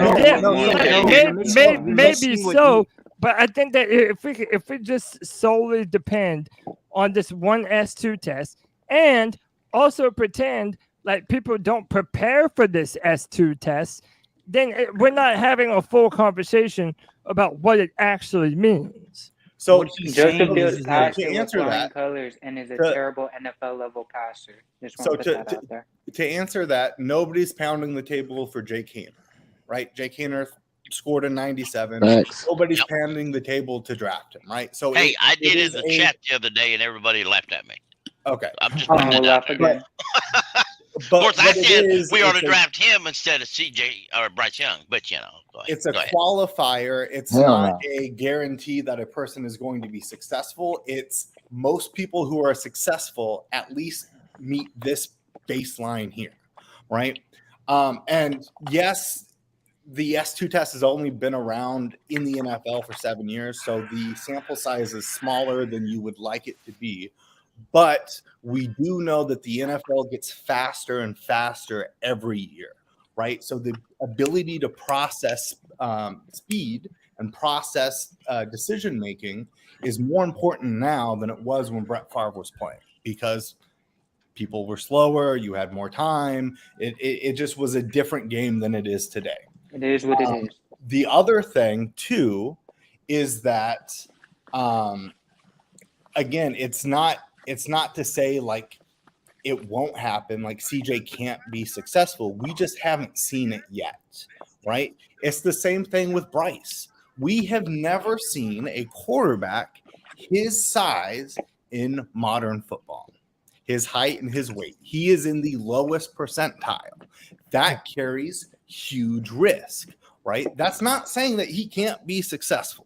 Right, I'm not saying that CJ Stroud cannot be successful because he bombed the S2 test. I'm not saying that Bryce Young cannot be successful because he's so small. I'm saying to say that Anthony Richardson has this inherent risk about him when we've seen the path of success for him, and we haven't seen the path of success for a CJ Stroud or a Bryce Young, is just intellectually dishonest. That is my biggest thing. Hold on. Let me go next because What was the AR I was score, though? trying to. Yeah, JJ. Well, again, AR we don't score was know. 94. So he's an elite processor too. Okay, so go ahead, JJ. This was a little bit of what I was trying to explain to Pickle a little bit earlier, but I fell asleep. I don't think this notion that Anthony Richardson couldn't go number one. I said that before we even traded up, or early when we traded up before Anthony Richardson's combine. That I don't think he should be out of the conversation at all. I think he processes things better than he doesn't freeze up. He has better athleticism than the rest of the guys. I think the only real thing that you could really look at is his initial throw accuracy. It's not timing of when to throw it. It's not like when should the ball get out. It's not any of that other stuff. It's just specifically ball placement at times. And that to me just seems like one of the more easier things to fix, especially at the NFL level, especially because there's still guys nowadays that miss throws all the time. Like even the guys we think are the most accurate motherfuckers in the NFL, the elite of the elite, they miss throws. Like you could fix that by getting an elite route runner and separator at the wide receiver position to help your receiver or help your quarterback and his accuracy issues or his timing issues if that was the case. Just like they did with Josh Allen, in my opinion. I never really thought or understood why Anthony Richardson shouldn't be in the conversation with these guys, because I think like he's closer to being a great player than people think or want to give him credit. They want to make it seem like his floor is a lot lower than CJ and Bryce, and I just don't see that to be the case. Well, I want to read something real quick. I just found this on ProFootballNetwork.com. It says the S2 evaluation test, 9 different I'm never going to say that word. Skills for quarterbacks: perception, speed, search efficiency, tracking, Well, anyway, I posted a link in the chat. They just popped up a blocker on me. So anyway. No. So I was going to ask something real fast. Yeah, go ahead. Do you think Andy Dalton signing a 2-year contract instead of a 1 means anything to who they pick? Right. I just thought It doesn't mean the most, but Get in here, bro. who cares? No, it just means that he's gonna be on the roster for 2 years as a capable mentor for whoever the younger. It's just something that popped in my mind just now. Well, no, But like it's just crazy to me. It's crazy to me that CJ Stroud, so much CJ more Stroud- cap space. You're So right. we were But- able to give him a larger contract, backload it. This year we're not paying him that much.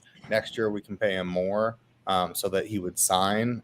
And relative to the cap space that we have, it's not going to be as like we're not going to be in a shitty situation. And I mentioned this when we did sign Andy Dalton. I told, I think it was Anthony, I said it too, that Andy Dalton isn't going to teach CJ Stroud a lot of the things he already knows because of the similar play style. I felt like it was the things that a guy can't do or maybe isn't as well as like Anthony Richardson, who Andy Dalton would just be able to teach him a few things. I don't think whoever our rookie quarterback is should be starting at least until week 4. Like, I don't think they should be the day one starter. Let me say this real quick. I hate how now all of a sudden, like everybody was looking at CJ Stroud as the number 2 prospect in this draft class. A lot of people, he was the number 1. Like there was a debate. I have put out multiple polls on Twitter, and CJ Stroud, every time he won by a landslide, according to public opinion. So my thing is, now that you hear about this S2 test, now that these rumors are coming out about him being uncoachable, it's like even the former CJ Stroud fans, I feel like they're falling for the spin. And it just seems unfair to me, man. Like in my mind, the film is above everything. And Ian, I disagree with you a little bit. Now, did he have some misses on film? Yeah, but you're also talking about a completion percentage of 70%, and he was the most accurate quarterback in college football 2 years in a row. So it's not like Stroud has issues with concepts. Like I have seen him look off the safeties before. I have seen him go through progressions more than once. I have seen him do this before. And by the way, go back and look at his Notre Dame film. There are times you will see this man roll out to the sideline and make some incredible plays downfield. It's not like only the Georgia game showed his next level ability. That's true. That's what I was saying though in the beginning though, is like confusing processing with other things. I don't want anybody to say that like CJ Stroud can't read a defense or doesn't understand concepts. Like that's not what processing is, right? And his ability to just read and react is slower than per se Bryce Young or Anthony. When it is off timing, right? When he has pressure coming at him, and because Ryan Day's offense is very time oriented. Like, hey, you're going to take 3 steps. This is going to be open here. You throw it there. You're going to roll out here. It's going to be 7 steps. You're going to have Marvin Harrison Jr. over the middle here. If not, then you're going to have this. That layer is going to be there, but it's all going to be in the right timing. When that timing gets thrown off and he has to process quickly, okay, what's going on right now? That's when he's a lot slower on film than an Anthony Richardson or a Bryce Young. That's where that shows up. Not in his ability to read a defense, not in his ability to manipulate defenders with his eyes. It is when that timing is thrown off, he gets thrown off the most. And that's fine. And I can't speak for people who have been huge CJ Stroud fans, because I've always said that the Panthers have 3 choices here. They can do the most pro-ready in quarterback, and that's going to be Bryce Young.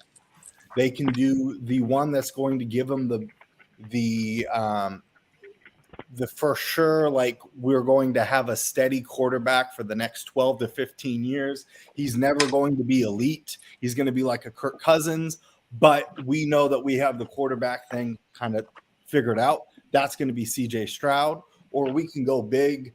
We can say, hey, I'm going to get someone that's going to go toe-to-toe with Patrick Mahomes, with Josh Allen, with Lamar Jackson, and that's going to be Anthony Richardson. That's Bryce Young too. My evaluation of the quarterbacks. I disagree, Jordan. I've changed my my view on Bryce a little bit. I think that Bryce does have elite traits and he can become that elite quarterback. I just don't know if he's going to be in the league in 5 years, right? Because we just have never seen someone his size in the NFL playing. I say that about AR. Cody, why'd you say that? No, okay, this is what I'm saying. Is Brian? I put this on Twitter today, and I'll bring it up here in a second. And I'll literally say verbatim what I said on Twitter. Okay, Justin Herbert, his film wasn't anywhere near as good as Tua Tagovailoa's. Josh Allen, his film wasn't anywhere near as good as Baker Mayfield's. Anthony Richardson doesn't have film that is anywhere near as good as Bryce or CJ. Yet there are things that Anthony Richardson is capable of doing that Bryce Young and CJ will quite simply never. And if y'all all of a sudden think that that doesn't matter, then I think that you're crazy. Just because a player displays something on college film, that doesn't automatically mean that's the player that they're going to be in the NFL.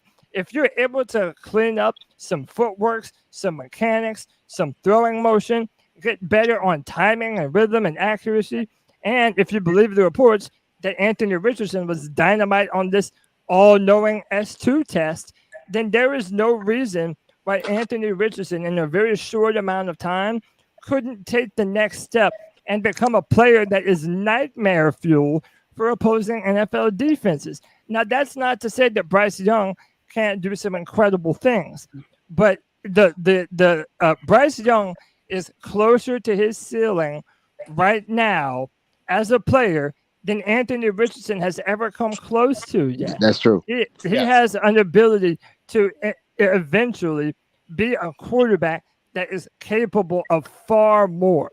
And I think that if you're the Carolina Panthers and you're not at least considering that, well, then shame on this organization. Well, and when was the last time an elite athlete quarterback who we know can actually process, play the quarterback position failed when it wasn't due to work ethic or having a terrible coaching staff around it? Because that's not going to be the situation for Anthony Richardson, right? That's not going to be the situation for Bryce Young. That's not going to be the situation for CJ Stroud, right? We are in a position where I don't think you find a low floor for any of these quarterbacks, because this is one of the best situations that you can actually go to as a quarterback. I agree. And I do want to say this.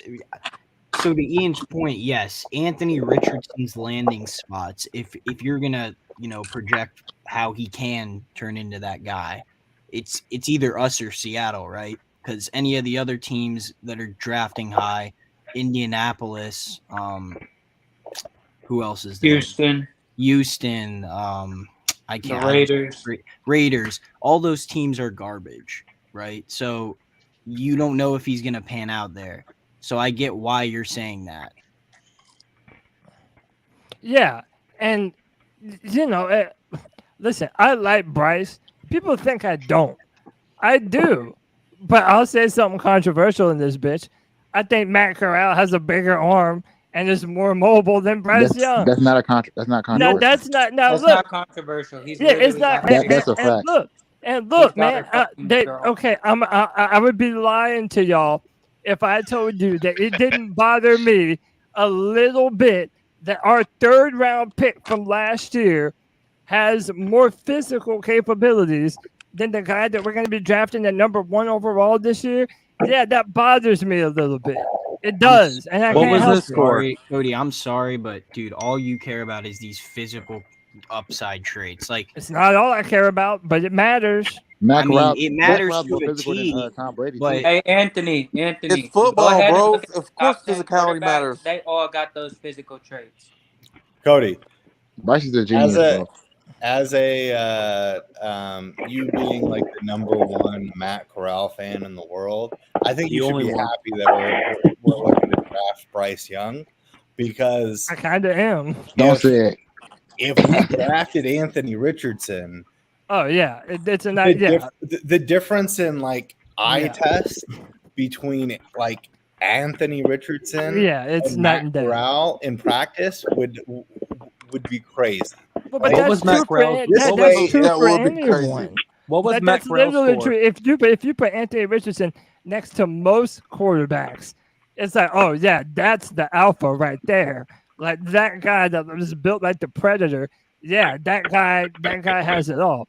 It's whether or not he's going to be able to put it together. And I think this: if you trust this coaching staff, like everyone claims to, then you shouldn't Shoot for the doubt. stars, Cody. Yeah, Shoot then for the you fucking should not stars. doubt that they could get the most out of Anthony Richardson as well as they could Bryce or CJ.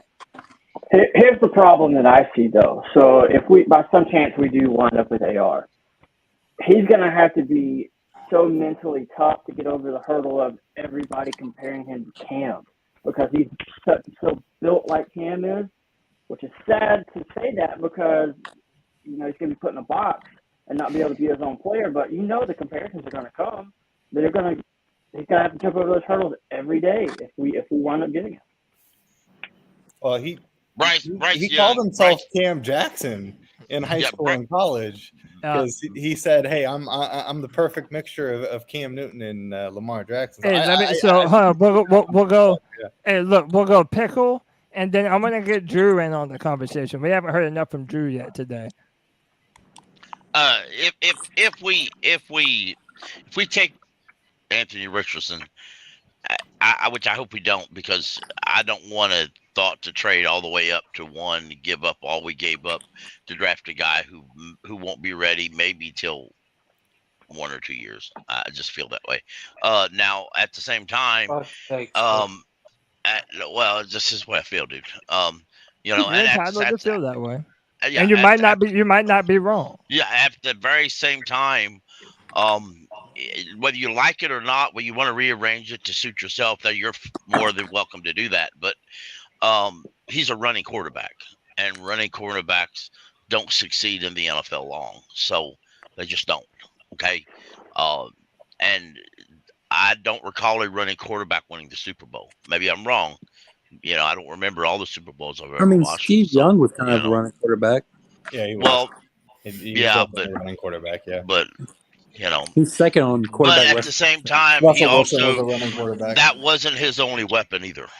Hey, you know what I learned the other Russell. day? You know what I learned the other day? Joe Montana, I think they said, was 185 pounds coming into the NFL.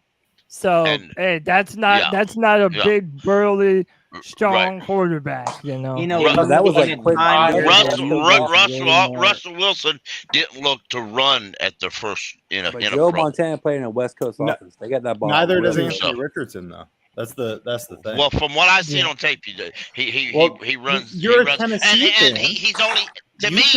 You should have known when he climbed up in the pocket 6 times on one play to dodge 6 defenders and threw a touchdown that he's not looking to run, because he could have ran the touchdown on that play, but he threw the touchdown and he does that play too. Well, like I said, you all are welcome to your opinion. I'm not his biggest fan because I want a guy who wants to develop his throwing before his running. There's been quarterbacks coming to the NFL that's been very athletic that says, I'm a quarterback, I want to throw the ball. That's what I'm looking for. I'm not saying if I do trust this coaching staff and front office a very lot, probably the most I've ever trusted any coaching staff in front office. So if they decide that's our guy, I'm going to be happy with it, and I'll go with the flow. So. Same. Cody, Hey, real quick. Wait, go ahead, Anthony. I was going to introduce I you. literally, because I know Drew has to go after me, but I just want to add on to this real quick. I have no problem with drafting Anthony Richardson. But my point with this whole thing is I feel like we could have traded to 3 and drafted him and kept DJ Moore. I agree to that. Yep. I hear. Yep. I hear That's that. what It also doesn't change the fact to me that they moved up to say, hey, go get the best quarterback in the draft, whoever you end up deciding that to be. So, no, I hear you, though, but they probably could have gone to 3. But at number 1, you're not like, let's say, and we're actually going to talk about this. Let's say CJ Stroud does fall and Anthony Richardson gets taken.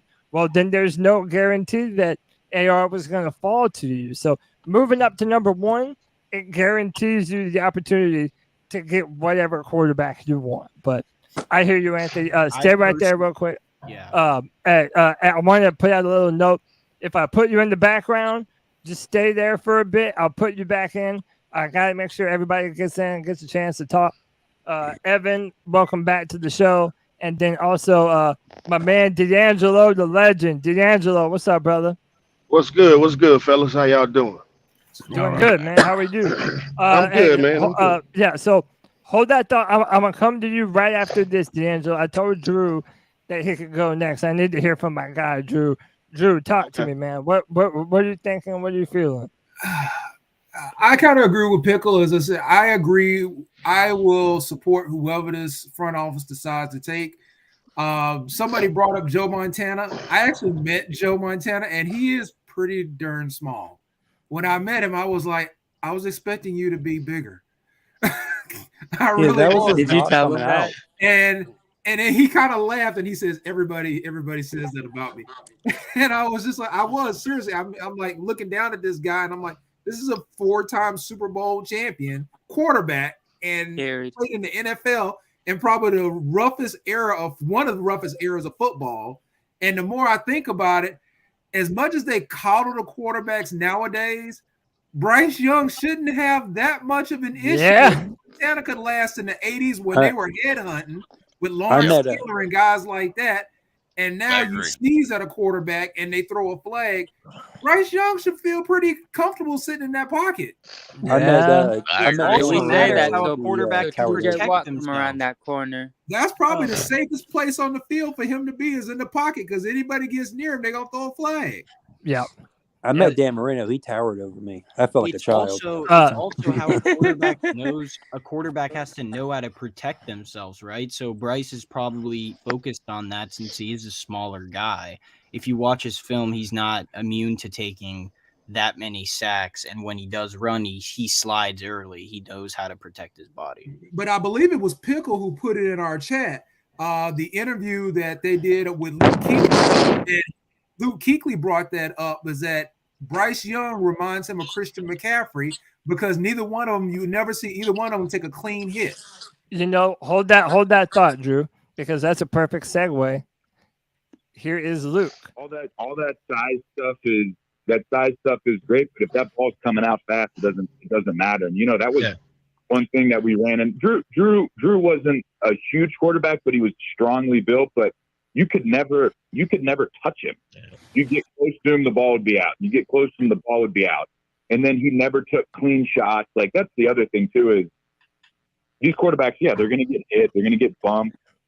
But the good ones, number one, had to get the ball out. Number two, had to navigate the pocket. And number three, they know how to not get hit clean. And like the best running back, that's one thing that Christian always did really well. He never got hit hard. Yeah.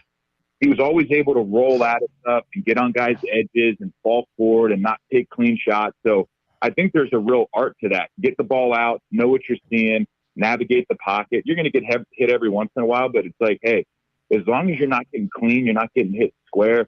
And then with all the new rules that they have, you can't land on these guys because if you go, we want our quarterback to be able to play. That's what makes the game exciting. So, I mean, obviously not an optimal size. If he was 6'4", 250, that'd be awesome. But I mean, the guy is so good. He played at such a high level at Bama. Listen, man, I don't know if it gets any better than an endorsement from Luke Kuechly himself, man. Like straight up, that's fucking cool. Go ahead, Kev. I just thought about this from if anybody remembers this movie, Bad News Bears, like the first one they ever made. There's a short little Mexican kid, and the pitcher didn't know how to throw to him because he was so short. So it kept on going ball and ball and ball. I think about that with Bryce Young. Like, he's so little, guys don't know how to tackle him. There's one play where like someone tackles him up and he literally does tucks his body under him and runs away. Like he's kind of like Jerry and Tom's chasing him. I don't know. I know, that's a good point. D'Angelo, let me get you in on the conversation, brother. What you thinking, man? What's up, man? What's up, Cody? What's up, guys? I had to call to get in on this quarterback conversation. Yeah, man. But first, let me go back to the guy. I don't know what his name was. Let me correct him on that. That was talking about the quarterbacks that no quarterback has succeeded that didn't do good on the S2 test. You was wrong with that because Justin Herbert didn't do good on the S2 test, and he's prospering. Justin Herbert did not score high on the S2 test, so I wanted to correct you on that right there. And what did he do? Yeah, like what is Justin? Justin Stop that! Don't You're you not dare going to say tell that. me that Justin Herbert is not a top 5 quarterback. I'm sorry, in the Cody. NFL. What are you saying? Wins and losses is not just a quarterback stat. The only flaw with Justin Herbert is if they were to do an NFL draft right now, and you were to draft every player in the NFL, I guarantee you, Justin Herbert is going to be a top 5 pick. The man can do it all. The man, he goes through his progressions. He does everything, man. He has Mike Williams. This is wild to me. So Herbert. Mike Williams is ass. I was joking on trash, bro. Everybody stop. Everybody time out. Everybody stop. I want to let D'Angelo finish his point because that wasn't even the end of what you were saying. Go ahead, D'Angelo. Yeah. Okay. Appreciate that, Cody. Now I want to get to this CJ Stroud and Bryce Young conversation because I'm gonna tell you guys what's going to happen with this Bryce Young situation. If we take Bryce Young was a great college quarterback. I'm not going to never take that away from him. But at the end of the day, the NFL is a big man's league, man. And at some point in time, the laws of physics, you just can't beat the laws of physics. You can't. And when it comes to Bryce Young being 5'10", I'm going to tell you what's going to happen. These smart defensive coordinators are going to take away the middle of the field because they know he's going to have a problem seeing up the seams. He's not going to be able to hit these seam routes in the NFL. I'm just going to tell you that right now. That's going to be the problem with Bryce Young. The same thing they do to Kyler Murray. That's why Kyler Murray is struggling right now in the league because he can't see the middle of the field. He cannot make the middle of the field throws, and that's what's going to happen to Bryce Young. You know what I'm saying? All this Houdini shit that he was doing in Alabama, that shit not going to work in the league. I'm telling you, it's just not. You know, if you go watch his film, he gets out a lot of shit, but it's a lot of stuff that, you know, in the NFL, these guys not letting his little ass get out of their grass. It's not going to happen. Small strides. Yeah, I'm telling you, he's not fat. He does nothing elite on the NFL level. He does not have an elite arm. He's not fast, and he's small as hell. I'm telling y'all, if we draft Bryce Young, and I'm not saying he's a bad quarterback, but just because of his physical stature, limitations will limit his NFL success. It's gonna limit his NFL success. I'm just telling you, and I don't hate the guy. You know what I'm saying? I want you to see, but I already know what's gonna happen. We everybody that's on the Bryce Young train, I guarantee you, at the end of next year, they're gonna be cussing, saying, "Why the hell we didn't take CJ Stroud?" That's what's gonna happen. I'm telling you, Anthony Richardson. Nah, Anthony Richardson, hell no. Stop with that Anthony Richardson. Hey, but hold on now. Let me pose this to you. He just took out the Bible and went to church, bro. He was. But let me pose this question to you though. If you're gonna, if Bryce Young is not the guy, he's gonna have a problem with the seam routes, and his body isn't gonna take to a beating. I said this earlier. I have seen Josh Allen and Justin Herbert fix mechanical problems to be a better passer in the NFL. There were some rumors, and this was by Joe Person in The Athletic, saying that if Carolina traded down and got the number 2 pick and the number 12 pick for Anthony Richardson, they could recoup a first, and you have the most physically gifted quarterback maybe to ever come through the draft. Like, why couldn't I don't care. I don't care about the physical attributes of a quarterback. That's not what I want. But why? No. Hold on. Let me correct myself.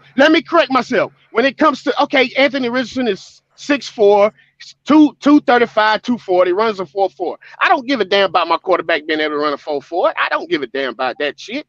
I want a quarterback. That don't help shit. Name me a quarterback that's won a Super Bowl to run a 4.4. That don't help nothing. I want a quarterback.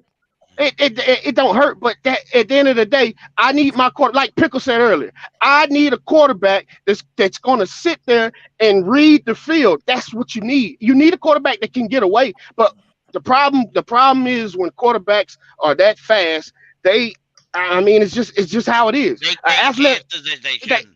It's not even that. It's just the fact that if they're 9 times out of 10, most quarterbacks that are super fast, when it comes to reading the field, if their first read is not there, maybe they might go to the second read. After that, they're taking off running. That's just how it is. It's just something hard. It's something that's hard to get out of a quarterback that know that they can run. It's something hard to break. You know what I'm saying? So give me a quarterback that can run a 4.7, 4.8. A Patrick Mahomes, a CJ Stroud that can move the pocket. You need a quarterback that can move the pocket. You don't need a quarterback that can fucking run a damn 100-yard sprint. I don't give a damn about that. I don't care about that. So Anthony Richardson, I don't want Anthony Richardson. Anthony Richardson didn't elevate the guys in Florida. Everybody want to say Florida didn't have talent. Hell, Cam Newton didn't have talent at all, but he elevated those guys. He didn't elevate. He did not elevate those guys in Florida. It's still the SEC.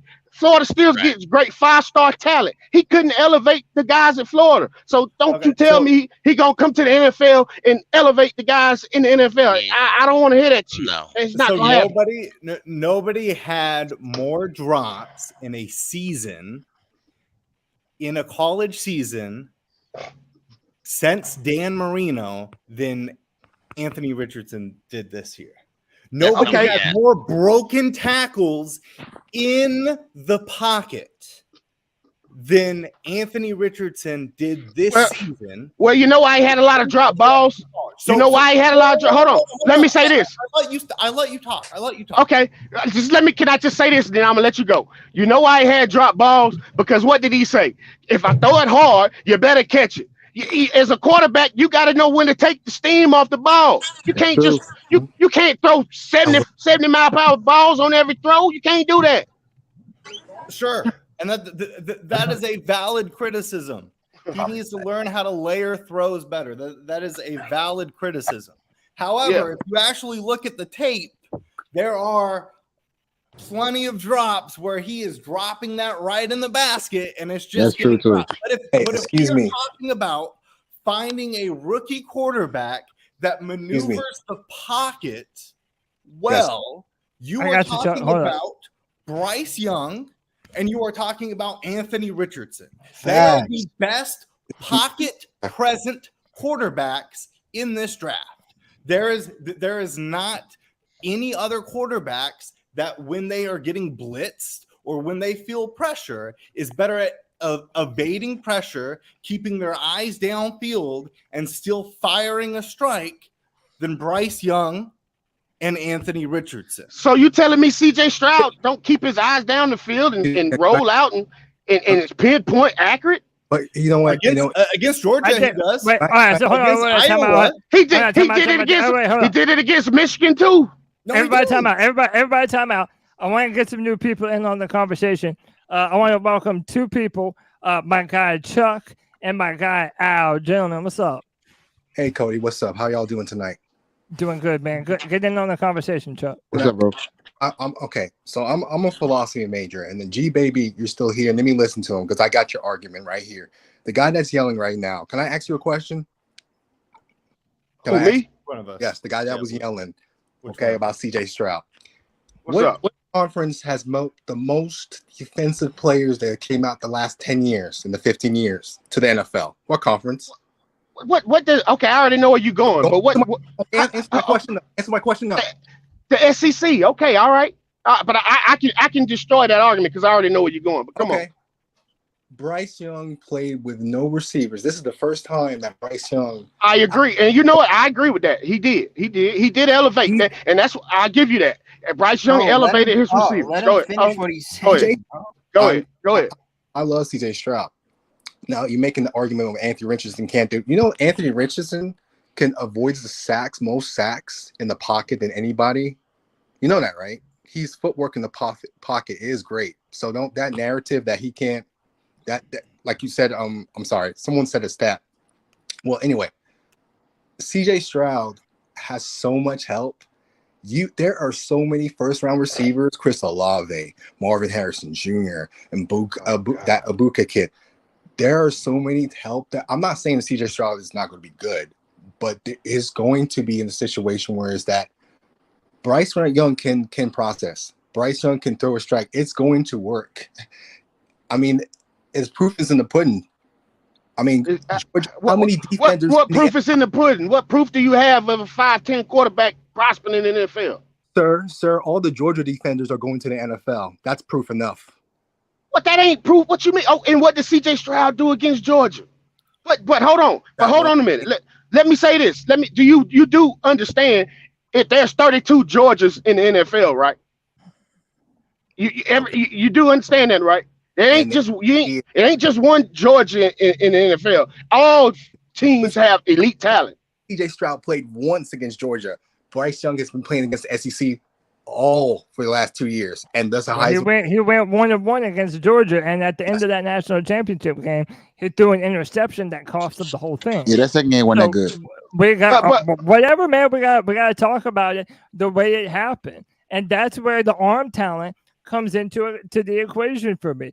And I've always been honest about this. I don't love Bryce's arm talent. I'm with you, Cody. I'm with you. I believe that CJ Stroud, Anthony Richardson, and Matt Corral have better arm talent than Bryce. Now, arm talent does not equal better quarterback, but it matters when you're talking about the ceiling and what you hope to see them do one day. It matters. And here's another thing. Let me say this right here. The thing about it too. I'm gonna go to Jordan after you, D'Angelo. Okay, and the thing about here's the thing with CJ Stroud. You look at his percentage. He had a 70% completion percentage this year, and most of his throws were downfield, 20 to 30 yards. So he's not checking down. And like you said earlier, Cody, you can easily teach a quarterback to check down. That's not hard to do. You can teach CJ Stroud to start checking down. If you go look at the passes, most of the passes that Bryce Young made this year, most of that shit was checked down to Jahmyr Gibbs. Jahmyr Gibbs had like 44 receptions this year. CJ Stroud, leading running back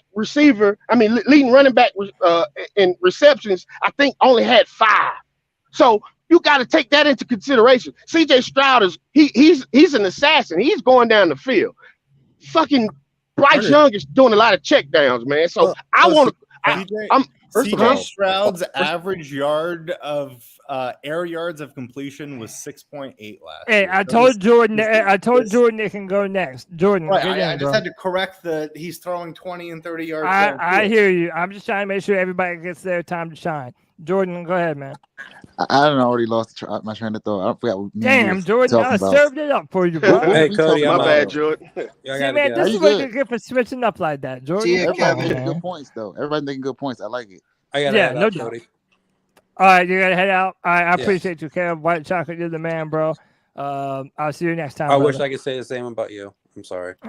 Get the fuck out of here, Gamecock ass motherfucker. All right. And look.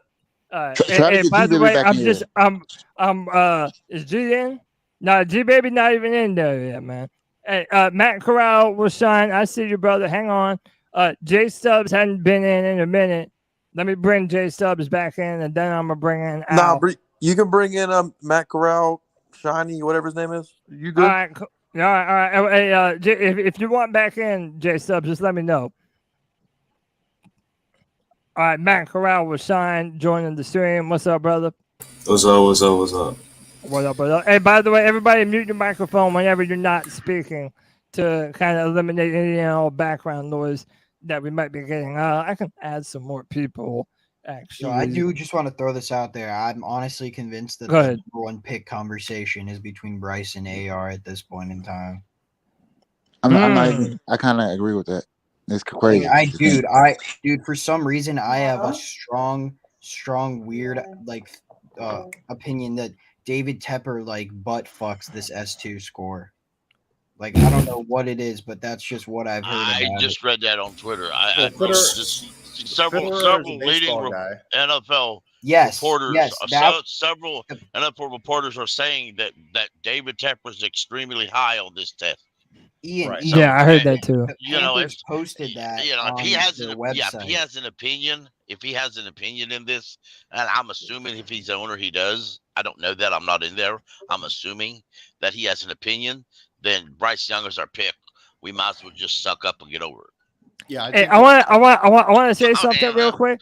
I want to say something real quick, and then I'm going to introduce 2 more people. I hate this argument that the only good players in the NFL come from the SEC. It's bullshit. There's a bunch of good players that come from the SEC, fan, but I agree but with there's that, also a bunch of good ass players from the Big Ten, from the Pac-12, from the ACC. Josh Allen went to Wyoming. Khalil Mack went to Buffalo. Name quarterbacks. What about all right? How about from Ohio State? Ben Roethlisberger went to Cincinnati of Ohio or Miami of Ohio or some dumb He shit. went to Miami. You don't have to be in the SEC in order to be a big time player in the NFL. That's crazy to me. Get in here, bro. That comes above everything. That's ridiculous to me. Let me welcome in my guy JD864.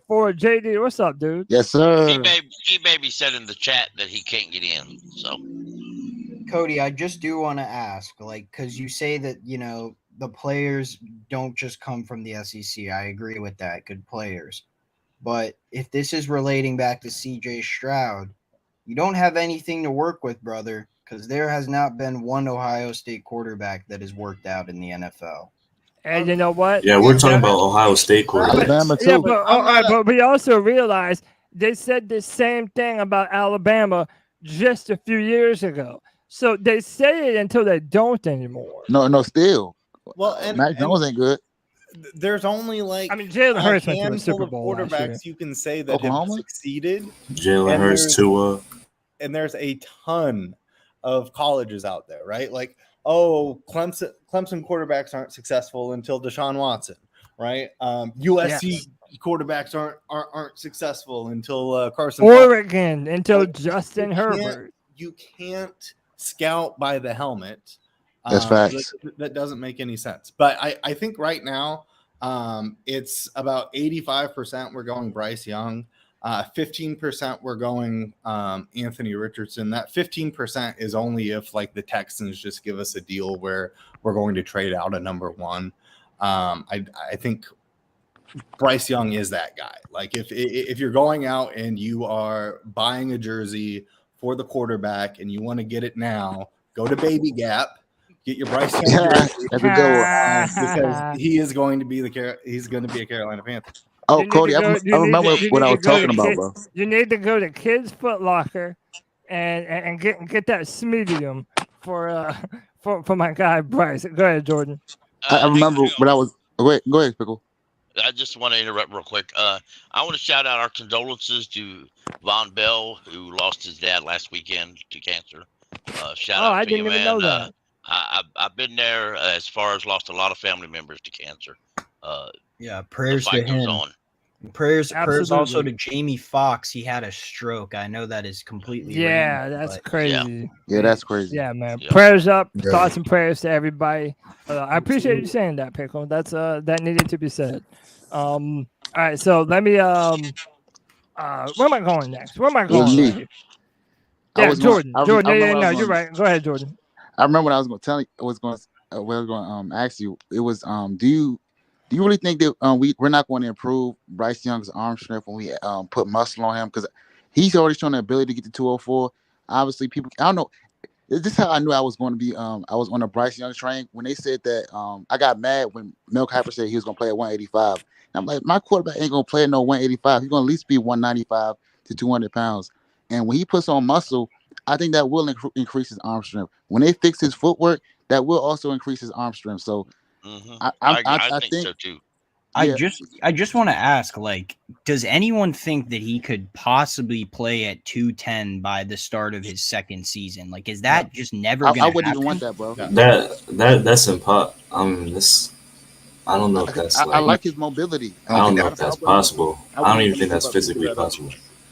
Listen, it might, but I also think that there might be a chance that his proper playing weight, the weight that's best for him to play around to get the most out of his skill set, might be 195 pounds.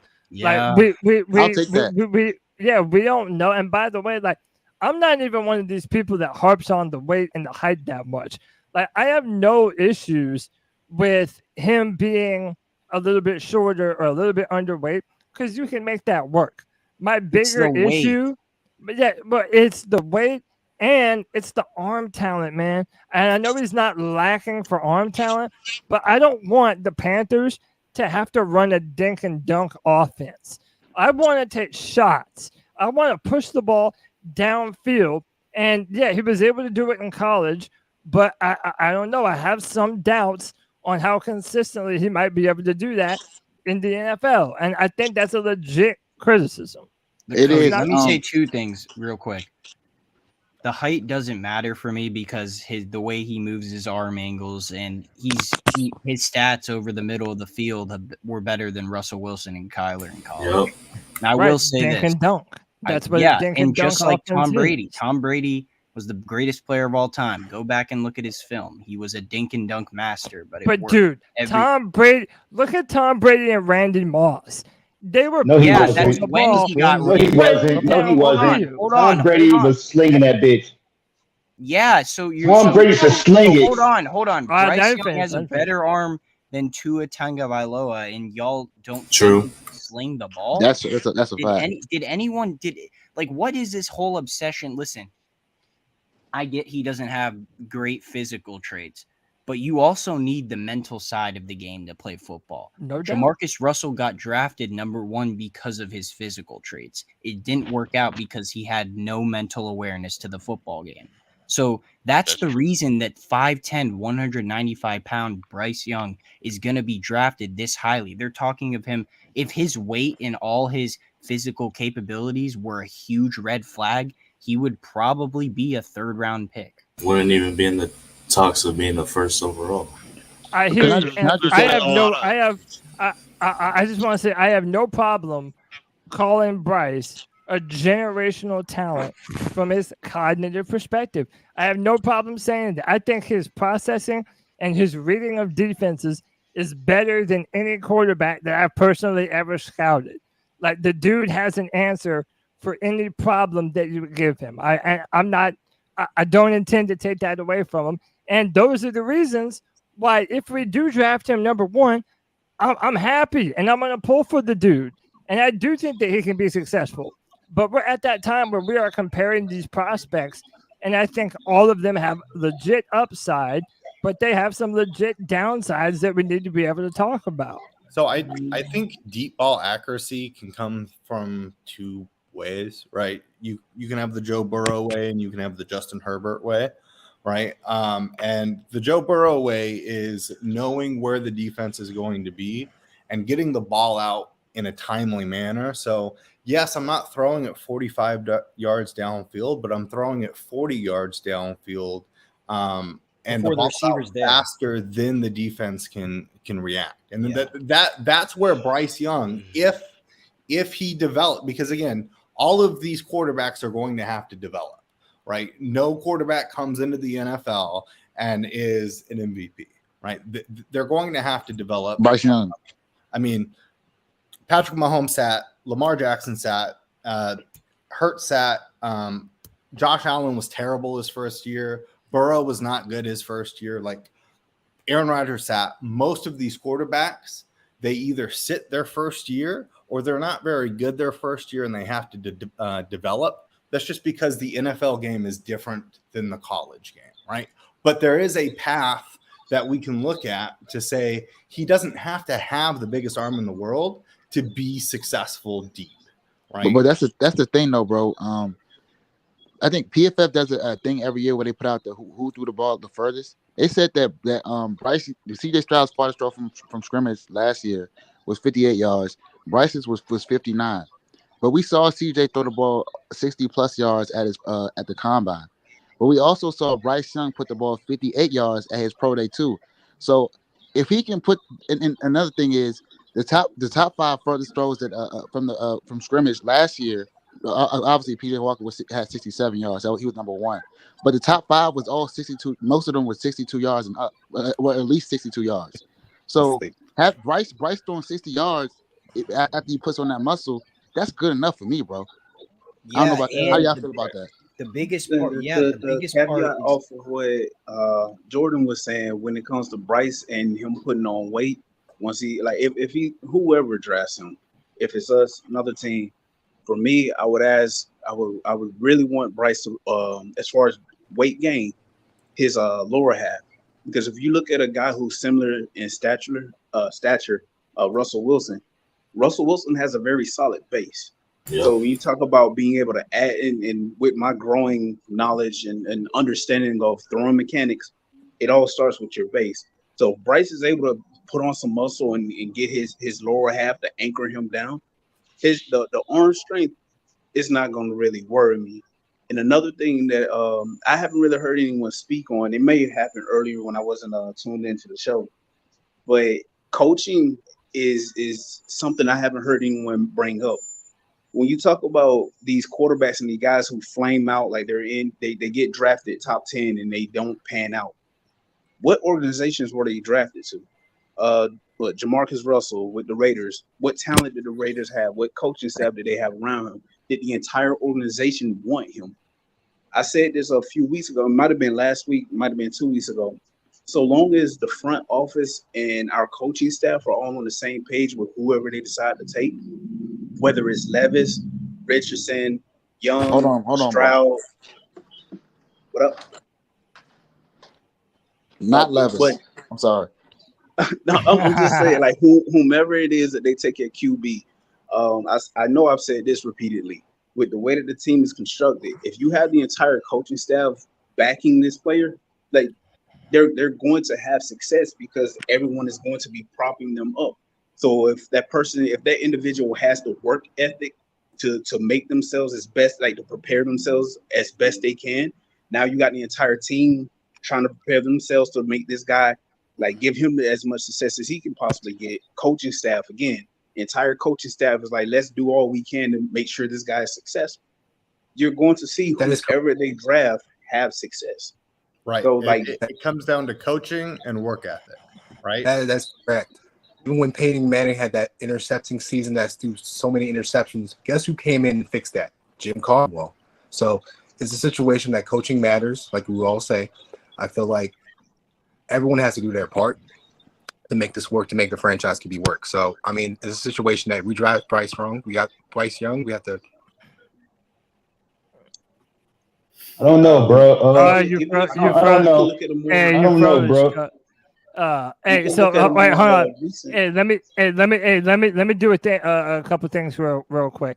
Anthony and Panther Pickle, they gotta go. So I'm gonna give them an out. Panther Pickle, you know I love you, buddy. Tell them, give us your final words for the show tonight. Yeah, real quick, guys, don't take all this quarterback talk way overboard. Seriously, it's going to work out. Whoever they take, we'll just have to smile and accept, or we could just hang up the Panther stuff and come back in 4 or 5 years if they ever move on from somebody else. It's just entirely up to you. It's entirely up to you. I myself am just going to. I have my guy I would rather them take, but I really don't feel like saying that anymore. I've said it in the past. It's on the record somewhere. I think they're going to take CJ Stroud. I think it's almost a done deal. If they take somebody else, I'll be accepted and move on. There's 53 guys on a roster, not one. So if if you get one superstar that you absolutely like, if he ain't got everybody else on there, he ain't going to matter too much after a couple of seasons. But you can check me out on Twitter on Panther Pickle. That's the best place to get a hold of me. Somewhere is on Twitter. I float around with various podcasts on YouTube, so you can find me there. And I'll catch you on the side, and you all have a good one. All right, Pickle, you're the man, dude. Have a good night. All right, man. And then Anthony from Panther Central Podcast. Appreciate you again, brother. Give us some final thoughts for the show, man. Yeah, honestly, just less than 2 weeks until the draft. Just ready for this whole craziness to be over. I know it's been crazy having the number 1 pick. It looks like it's going to be Bryce Young. Personally, I'd be really happy. If it's anyone else, whether that's CJ Stroud or Anthony Richardson, I'll be fine as well.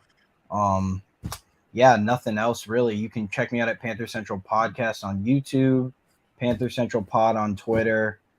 Other than that, just keep pounding, boys. C3, you already know what's up. And yeah, just excited for the draft to finally be here soon. So same, man. All right, Anthony, you're the man, dude. I appreciate you once again. Have a good night, All boys. right, Anthony. Yeah, all right, later. Peace out, boys. All right, let me bring some people into the stream. Let me bring my guy Evan. Let me bring my guy Evan back in here, and we have 1, 2, 4, 5, 6, we have some space in the background. If anybody wants to try and slip in, I see you, the real AP. I'm gonna get to you, bro. Hey, my guy Al, jump in on the conversation, bro. I ain't heard from you in a minute. What's up, brother? Oh, I was saying that I don't know. You talking about Bryce Young and his size and 195 or whatever he is, 185, 175, probably like 175.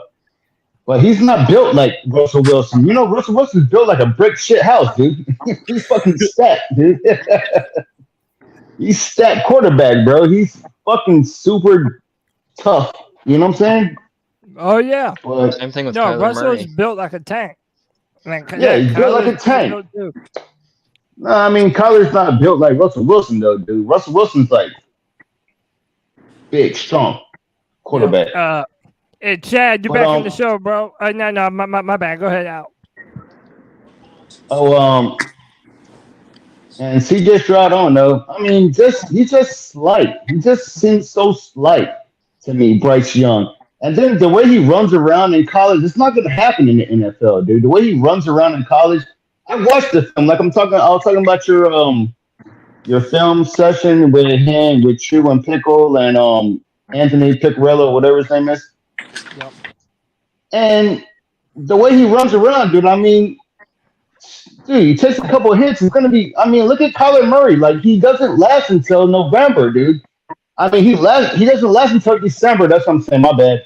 He doesn't last until December, dude. He fucking takes hits and he runs around. And then at the end of the season, he's not there to be there for the fucking team. You know what I'm saying? He's not there, bro.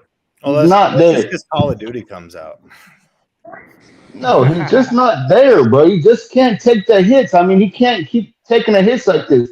And then you say Lamar is injury prone. No, he's not. Lamar can take the hits. No, he's not. Lamar can take the hits. Lamar can take the hits, and he can run around. He can throw the ball with pinpoint accuracy. He can throw the ball deep. He can throw the ball short. Come on, man.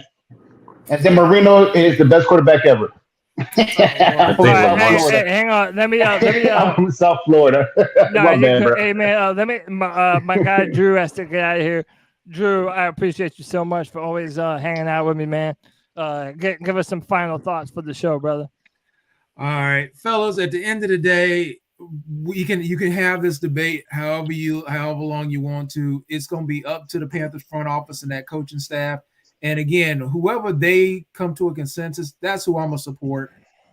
You can go back and forth. This side loves Bryce. This side loves AR-15. This side loves CJ. It really doesn't matter. If they pick the guy, that's who they say they want to go with. That's who we need to get behind at the end of the day. it's just gone. I'm be so glad when this draft is over because it's gone on way too long. That's so true. It should have never gotten to this point. 1,000%. I think whoever they 1,000%. draft,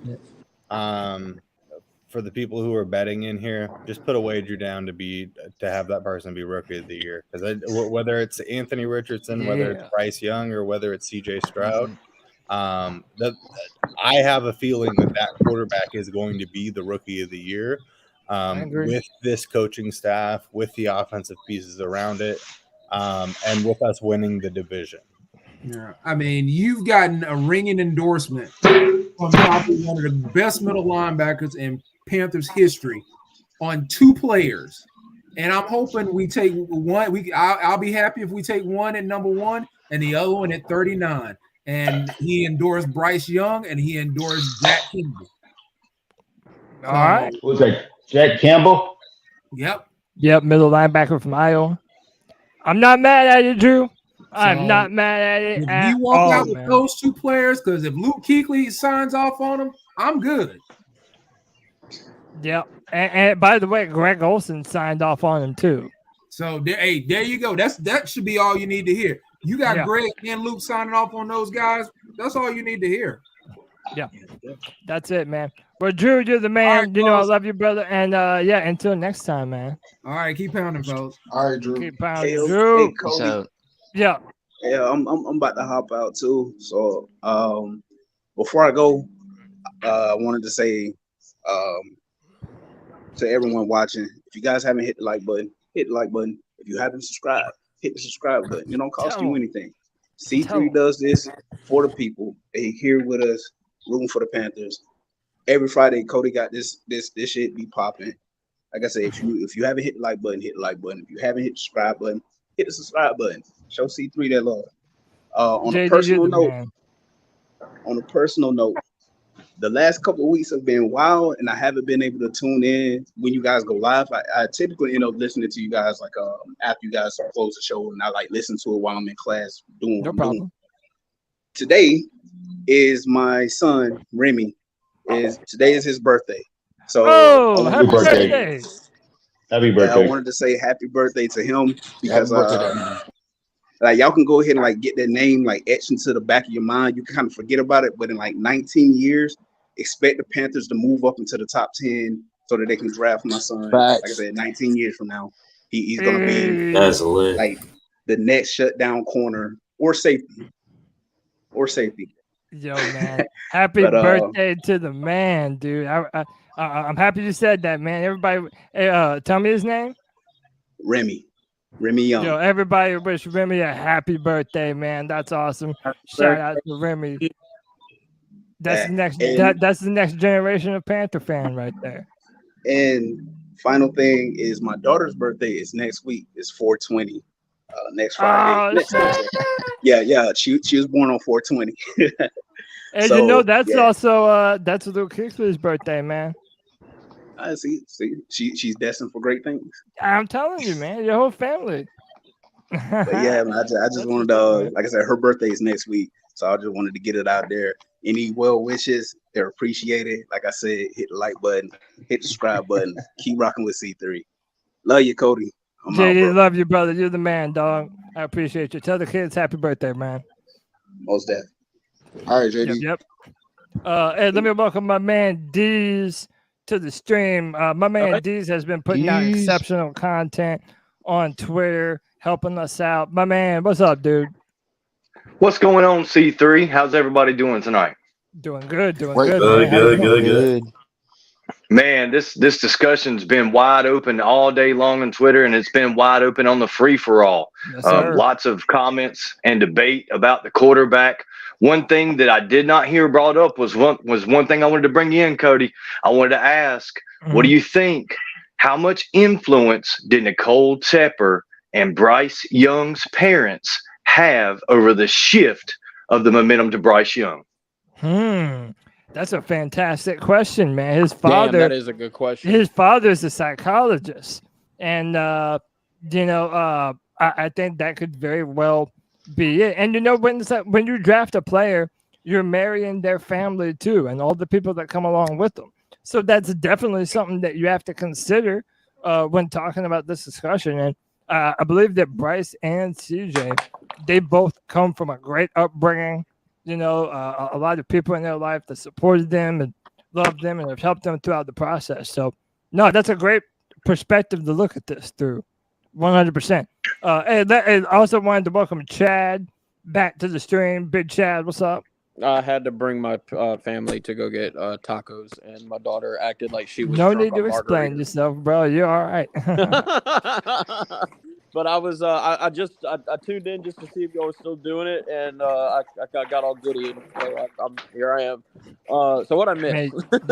I mean, dude, yeah, right, bro. You know we don't ever shut up. I mean, come on. Of course we're still live. Hey, actually, Cody, I got a quick question, brother. What have you and Tony and the guys discussed, like the plan for draft night of what y'all are going to do? I mean, yeah, we have like what time y'all are going to start and all that. I'm sorry. We're probably going to start an hour before the draft starts, and we have a bunch of stuff planned. I don't want to give away everything yet, but we always go above and beyond for the draft show. That goes without saying. Yep. Well, it's going to be. I know. I was listening to what the guys were saying earlier. I know everybody's about time. You know, it's getting to that point where this has become too much. Personally, I can't stand hearing CJ Stroud and Bryce Young because how long we've been talking about it. That I've actually kind of just started to shift more towards AR-15 just to piss people off. I'm gonna be honest. I don't think it's gonna get too much better after the fact. I think people are still gonna argue about whether we just made the right pick or not. JJ, I totally agree. Yeah, dude. that's true. I like if you're arguing after they make the pick, you're crazy. Like you gotta let it go. Like, just accept it. People Bro. are crazy. Facts. People are crazy. I think once that pick comes through, I think all of this arguing and bickering will go away because, like, this is the first time that we are going to have an actual quarterback since Cam Newton 2018. Throw some respect on Kyle Allen. Like that's like no. We haven't had an actual quarterback since that moment. 5 years. Yeah. It's been too long, man. It's been way too damn long. Hey, I want to welcome the real AP to the Friday free for all. Real, what's up, dude? Hey, how y'all doing? Good. Doing good, man. Doing good. Hey, jumping on this conversation, man. Right on. What I've heard a lot of y'all talk about is something us men struggle with a lot throughout our ages. Does size really matter? I'm just saying. Yeah. Okay. So to answer that question, brother, when you get to the big leagues, it does. Personally, I think that it does matter. It matters, and this is just how I see it. When you look at Kyler Murray, he's 5'10", but he's thick, he's big, he's a big dude. Bryce is a smaller dude. I'm seeing it as it is. I don't know why people get so defensive over, people calling out the factual shit. But then at the same time, you can say that Bryce Young has been playing at an elite level at the University of Alabama in the SEC, playing against. Get that shit out of here, bro. It's not the NFL. No, you're right. You're going against the top of the top of the top of the best. So I mean, it's personally, I don't want Young, but if his name is called, I'm gonna be his biggest fan until his time is up here. Yeah, we keep bringing up Kyler real quick, Cody. Yeah, go ahead, Al. Like this guy just said, bro. Alabama. Okay, you're playing at Alabama, but this is not the NFL. These are the best players in the world, dude. And they come from every division. They come from the Big 10. They come from the Big 12. And all the good quarterbacks come from the Big 10, basically. You know what I'm saying? I mean, no good quarterbacks from the SEC. Whoa. And so to say... Outside joke, bro. Which one? I mean, only one is Cam Newton.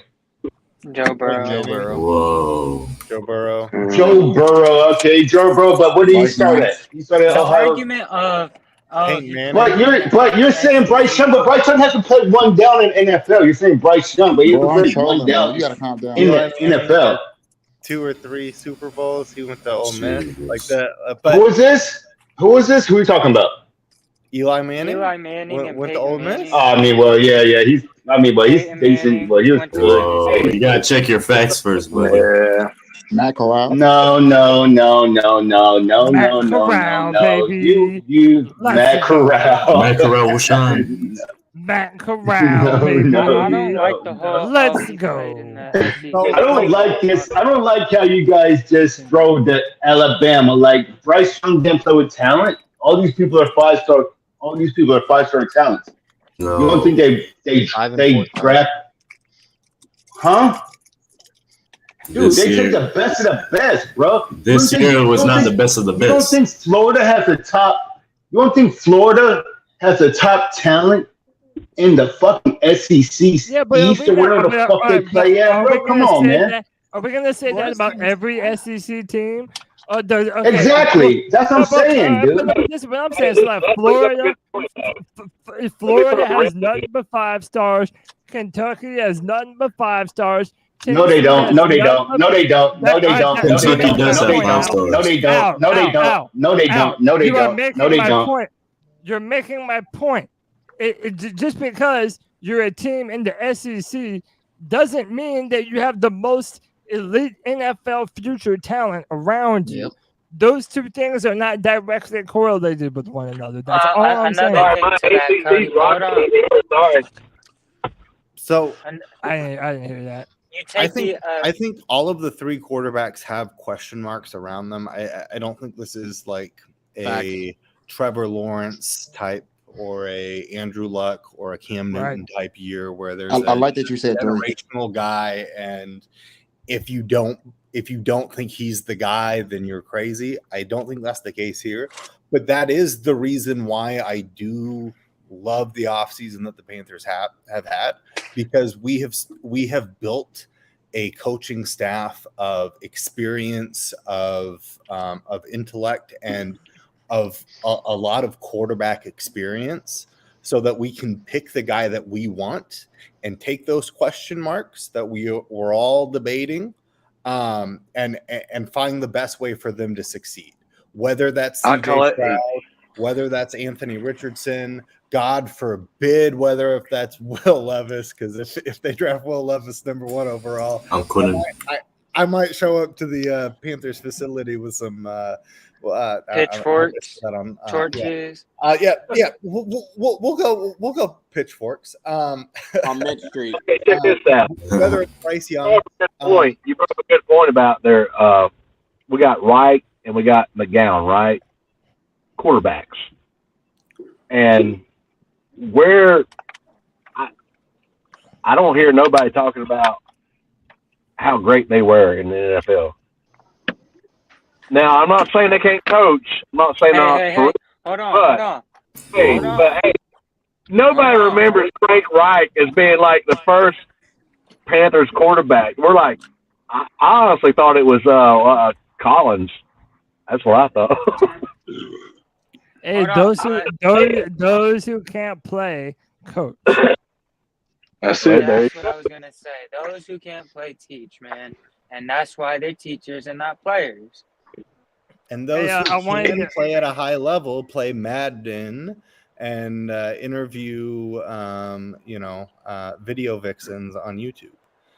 Hey man, don't knock it till you tried it, brother. Oh shit! Hey, hang on. I want to play this real. I want to play this real quick from Lance Zerline talking about Stroud to the Texans. Whether or not we believe this or not. Show you have not been picking up stuff that John and I have had about rockets, about tech. We've had a lot of good stuff, inside intel that comes out later. You're getting it first here. Apparently, from what I've been told in the building on CJ Stroud, there's definitely a chance CJ Stroud could be the pick. However, I don't think he's been settled yet. And if they don't, I don't know if they'll take another quarterback. The Texans may kick the can down the road again, or they may take a look at Mac Jones via trade. What I believe I know to be true, no matter what you hear in posturing, that we like 2 quarterbacks and all that stuff, they like one a lot. And the other one they like 2. But one of them they like a lot better than the rest. Carolina, even if they offered a trade up, they're not going to be able to get him. The only way they'd be able to get him, what I was told, is if Bryce tries to tell them he wouldn't play for them. And that's not Bryce's person. Dude, I don't believe Lance Zierlein for a fucking second, dude. I don't know what it is about this dude. I just don't believe him, man. Like, okay. I just don't. You're going to tell me that if the Houston Texans came knocking at our door, offering 2 first-round picks to move up 1 spot and we go back 1, that we wouldn't do it? Dude, that's bullshit, man. By the way, Lance Zierlein blocked me on Twitter like 2 years ago. So I kind of have a grudge. I might be a little bit biased, but whatever, dude. He's also the guy that put out the information that CJ Stroud bombed his S2 test. So I don't know, man. It seems like this dude's running interference. Cody, can I ask you a question? Cody, how come we didn't trade for Jeff Okudah with like a 3rd-round pick or something? Because he's what did they give? They gave him. He's not trash. Is not good. He's not. He's better than CJ Henderson, but he's not His good. ankles are made of glass. That's why. What about Buda Baker though? What about Buda Baker? We don't need him. Where's he at now? Where's he at now? We don't need him. We already have too many safeties right now. I mean, we have. Let's trade Chen for Baker. Oh, where's he at now? Are you crazy? Still in Arizona? Absolutely not. Yeah, he's in Arizona with the Cardinals right now. So I think the Texans are trying to call our bluff, basically, because I think they're really trying to see, is this Bryce Young to Carolina? Is that a smokescreen? Because man, it's going to be CJ Stroud, bro. Watch. You've gotten all of this, like the Panthers social CJ, media are are putting out things that are heavily skewed towards Bryce's favor, and then there's reports of the Texans like, we're not even going to draft a quarterback this year, where it's like, is this gamemanship where the Texans are like, fine, then we weren't going to try to draft Bryce Young anyways. We're going to build for Caleb Williams next year, right? Maybe. Like, but also they fired we're so close to the draft that there's so much information that's just being thrown out as one, just because we're going to consume it as as fans, but 2, because teams are really like this draft is really hard to predict, because there isn't that like number 1 guy where everybody knows like this is the guy and then it's going to fall like this. Nobody knows, right? So the more shit that they can throw to a wall, the more that they can kind of get some heat checks of where people are actually going. Yeah. Well, one thing that I wanted to piggyback off of that is I truly believe that the Texans are going to go with Will Anderson. D'Amico Ryans is a defensive-minded guy. Will Anderson is the number 1 prospect in this year's NFL draft. And to go off of does Houston have 2 first-round picks next year? Yes, they do. Yes. So yes. I said it in dude, I forgot your name above me, but you said it too about Caleb Williams. I think that they are going to go after the number 1 prospect this year. They have too many holes for a rookie quarterback, in my opinion, and they're going to go get their guy next year, because the quarterback class next year is absolutely insane. Is he good? It's way better than this year's. Caleb Williams is a bitch, in my opinion, but oh damn, what that? I know Caleb is like that. Hold on, a lot of people. Hold on, I hate how people be trying to say. What Bryce, did he do?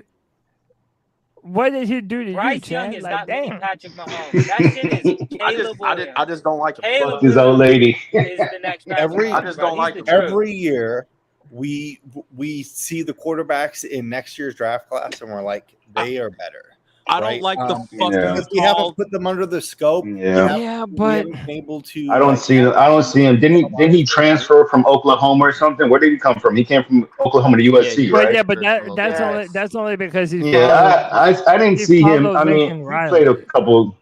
He played all right, dude. But Like, look, to call him he's not the best. Like, I mean, like Andrew Luck was a fucking stud. He's like one of the best of the best. And I don't see it with this guys. Some of these guys don't see it with, dude. Like Bryce Young, even CJ Stroud don't see it with. Dude, come on, man. We're not talking about generational talents like these people. You know what I'm saying? Come on, man. I just don't. Cam Newton's a generational talent, bro. So my thing is, and I know people get tired of, oh, like he didn't lose a game in high school and college. Hold up, Al. I know people get tired of, oh, the next year's class is better, because it gets annoying and inevitably it doesn't always end up being true. But if you look at Caleb Williams and Drake May and what they do at a high level, dude, those guys are insanely talented, man. Like they jump off film. There's no denying it. My thing with the Houston Texans, though, 2 years in a row, they fired their head coach, one and done, 2 years back to back. You're gonna tell me that this brand new head coach is willing to be in the On a running 6-year deal? but is willing to be in the running for Caleb Williams next year? You're not guaranteed to be picking high enough to get the quarterback that you want, and there's no guarantee that even because you have more than one first-round pick, that whoever's picking number 1 and number 2, that they would even want or be willing to trade out of that pick like the Bears were this year. Yep. There's no guarantee. The any of Dolphins that. offered the Bengals 3 first-round picks to pick up Joe Burrow, and Yeah, and they the declined Bengals all said, that "Fuck shit. off, bruh."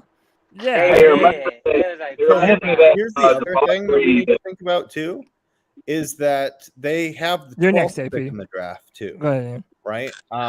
So there's a lot of reports saying that Will Levis is actually their number 2 quarterback in their I heard draft. that too. Whether you believe that or not, it is more likely that if that is the case, they go Will Anderson 2, and then they package the 12th pick and move up and get Will Levis at like 6 with Detroit. Yeah. And do it that way. Yeah, there's a lot of different possibilities. And also, I was just wanting to say earlier that, okay, do I think it's likely? No. But if the Panthers did trade down one spot for either CJ or Anthony Richardson, I'm also not surprised either, given who our general manager is.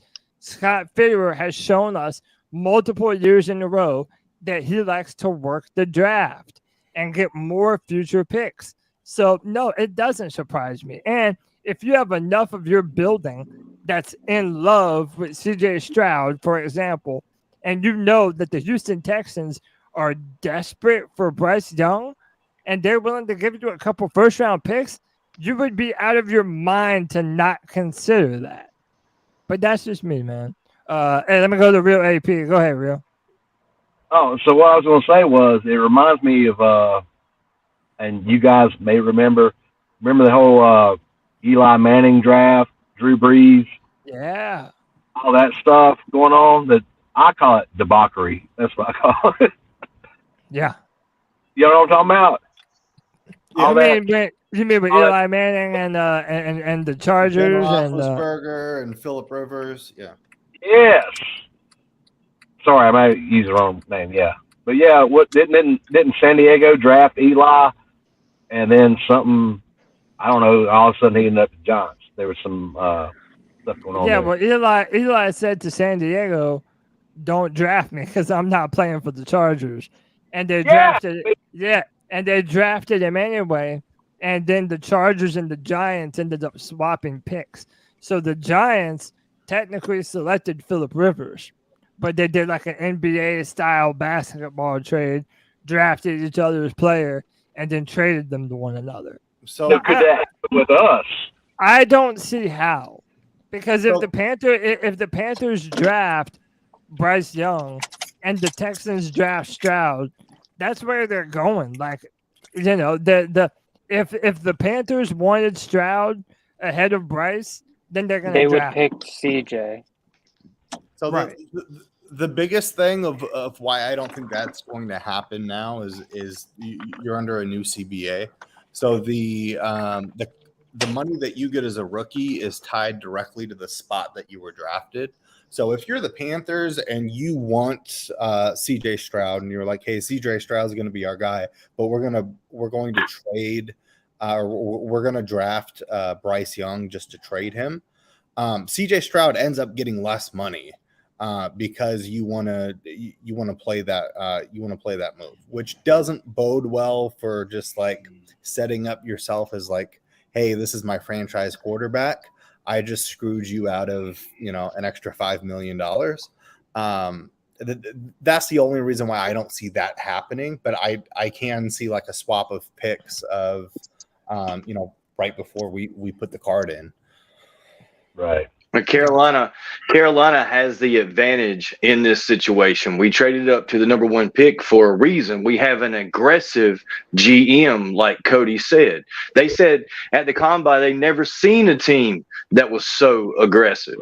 This is a favorable move for us because what Carolina has done is we have created a QB nest. Right? We have a nest of coaches that are there for this quarterback, and we have a nest of veteran players that are here for that quarterback, whichever quarterback it may be, which gives us the flexibility to say, yes, we can trade down to 2, or yes, we can trade down to 3, because either one of those quarterbacks will be successful here in Carolina. Right. Yeah.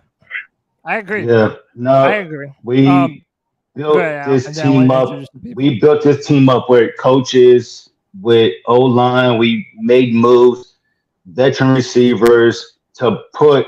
A rookie. It might be Bryce Young. Who knows? It might be Bryce Young. But we put the pieces in place for this thing to succeed in year 1. It's not going to be year 2. It's going to be year 1, dude. We're gonna try to win right now, dude. We can win the South right now, dude. The South is not that good right now. Fucking Tom Brady's gone. Fucking Desmond Ritter sucks. Whatever his name is. He sucks. I don't think he sucks, but he's not good. And we're gonna bring in a rookie quarterback, and we're gonna run the football with Miles Sanders, check down. Whatever we gotta do, bro. And I think we can win. We can win. I agree. I absolutely think that we can win. The blueprint has been laid out for us, and I'm a believer in that, man. I think that this division is ours for the taking, and that's why, even though I would understand Anthony Richardson, I kind of do think that it is going to be Bryce. And if it ends up being him, I'm going to support him. But I think that Bryce right now is the number 1 in the wheelhouse for the Panthers, and they're probably going to draft him. And to me, it's also not coincidental. Now you're starting to hear Luke Kuechly speak up about it a lot. Steve Smith has already given him his his seal of approval. Greg Olson has now done it as well. I would be denying what's actually happening if I said that it didn't feel like Bryce was the direction that they're leaning toward right now. What did Luke say? Go ahead. No, we played it earlier. He was basically just saying, you can maneuver yourself where you're not taking big time hits all the time, and that he gets the ball out of his hands fast like Drew Brees, so he shouldn't have to worry about taking too much damage in the NFL. Hey, I want to introduce some people. Eric, what's going on, dude? Sorry, I'm just now getting y'all on the show. Again, apologies, man. We don't have a certain amount of space to work with, so inevitably I have to put some people in the background and make people wait. So again, I apologize. I do what I can. But Eric, what's up, dude? I'm gonna take off then, Cody. So you can get some more people in here. I'm gonna take off, bro. Thank you, brother. All right, love you, man. Appreciate you, bro. I'll talk to you later, brother. All right. Yeah, man. Go ahead, Eric. Nothing much, Cody. How are you? I'm doing good, man. How are you? I'm doing good. It's another Friday. It's another week closer to the draft, and I'm excited. Yeah, man. I hear you. I am too. And then and next up, my guy, Sir Predictable. What's up, dude? What's up, man? How you doing? Can you hear me? Yeah, I hear you. Okay, cool.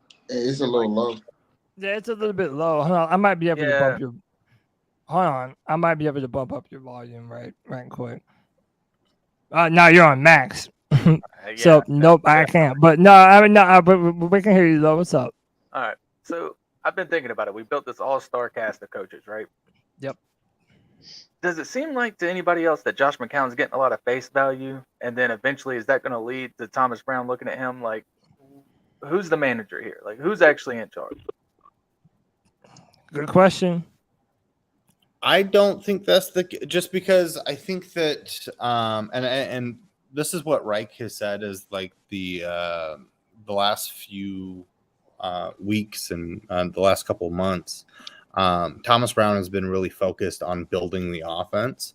So he's actually building the playbook and doing all of that.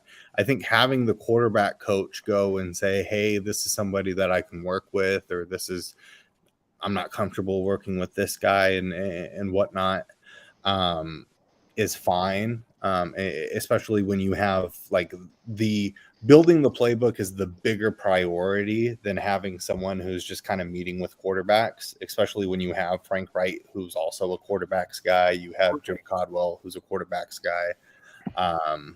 But that leads me to my next question. So they have Brown building this playbook. Does that mean they already know who they're building it for? Because I'm going to build a playbook different for Richardson than I'm going to build it for Stroud or Young or, Yeah. There's two things on that. I like First that of all, Augusta Stone put out an article today about how Thomas Brown is building the playbook and all the detail that he's putting into it. So I would think that he probably knows what kind of quarterback he's expecting, or he's making plays for either one. That's another possibility because these NFL playbooks are huge. That's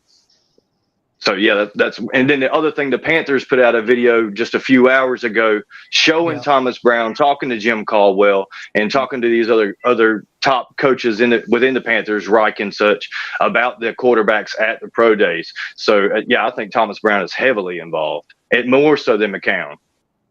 Right. Yeah, I would agree with that. I think Thomas Brown is being understated in this offense.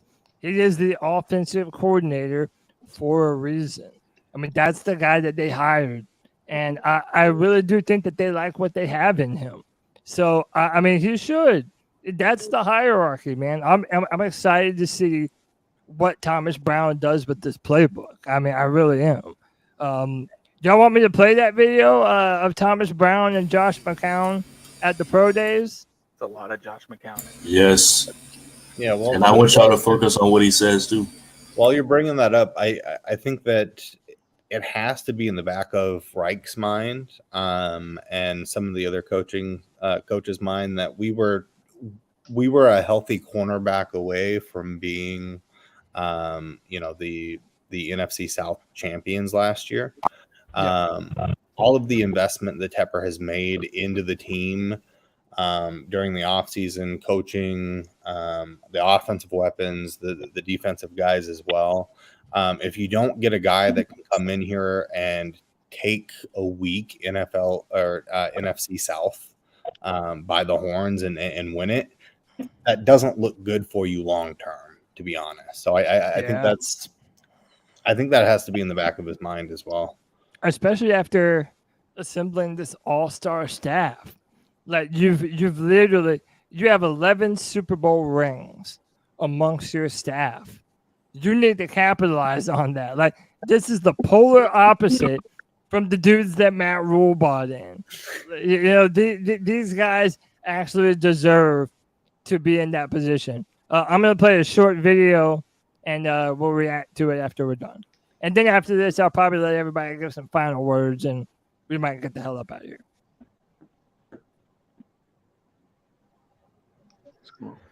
Not much, man. Just making these rounds. So, so I was at Ohio State yesterday, obviously Alabama today, Kentucky tomorrow. Go back home for a couple of days and then hit Florida next week. 39. 39. Yeah. That was a big one. So. Kind of. Yeah. Might be kind of important. Looks like the Carolina Panthers are set up to do some damage. It's a heck of a staff they put together. Well, that's staff. Oh yeah, it's a dream team. The question is, You said it's a dream team. They gonna choose.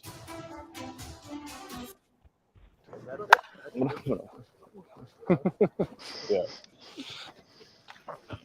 Hey, you know this guy?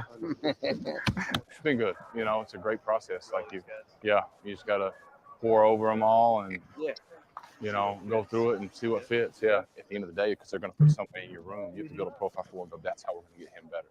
You know, this is how we're gonna get him better, and you have to attack that. So what's been your? I love that, by the way, that you have to have a plan of attack for how you're going to get your quarterback to be effective. That tells me that we're not going to try and fit a square peg into a round hole. I love that. Yeah. Right from the defense side of the ball. How's he progressing, like throwing wise, physically, and all that stuff? Him growing up, like obviously playing the quarterback position, what did he look up to, kind of model his game after? He's got long arms. Really long arms. Good teammate too. Good teammate. Yeah. Physical skill sets. It's awesome, man. He's a pure passer, bro. Yeah. He can throw the ball. I'm gonna call him the brain as a nickname. Accuracy is uncanny. Yeah, right. Dropping it in, dropping it in, dropping it in. Look, competitive fire. Oh yeah. One of my favorite ones, he throws the pick against Michigan down the middle. It goes off the tight end's hands, but he moves and he puts that thing right on. It was a great throw. He said he moves. He was talking about CJ Stroud. Personality. Yeah. Definitely super talented. So that's why we're here to come see him in person. Come check him out. Is he ready to go? He's ready. He's ready. It's been a good big boy. All right. Have fun.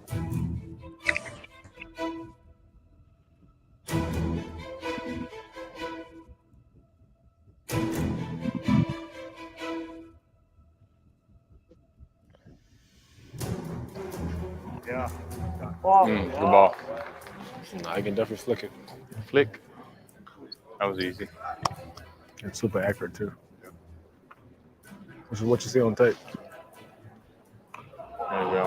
That's the throw. That's what you want to see right there. He's a naturally talented dude, man.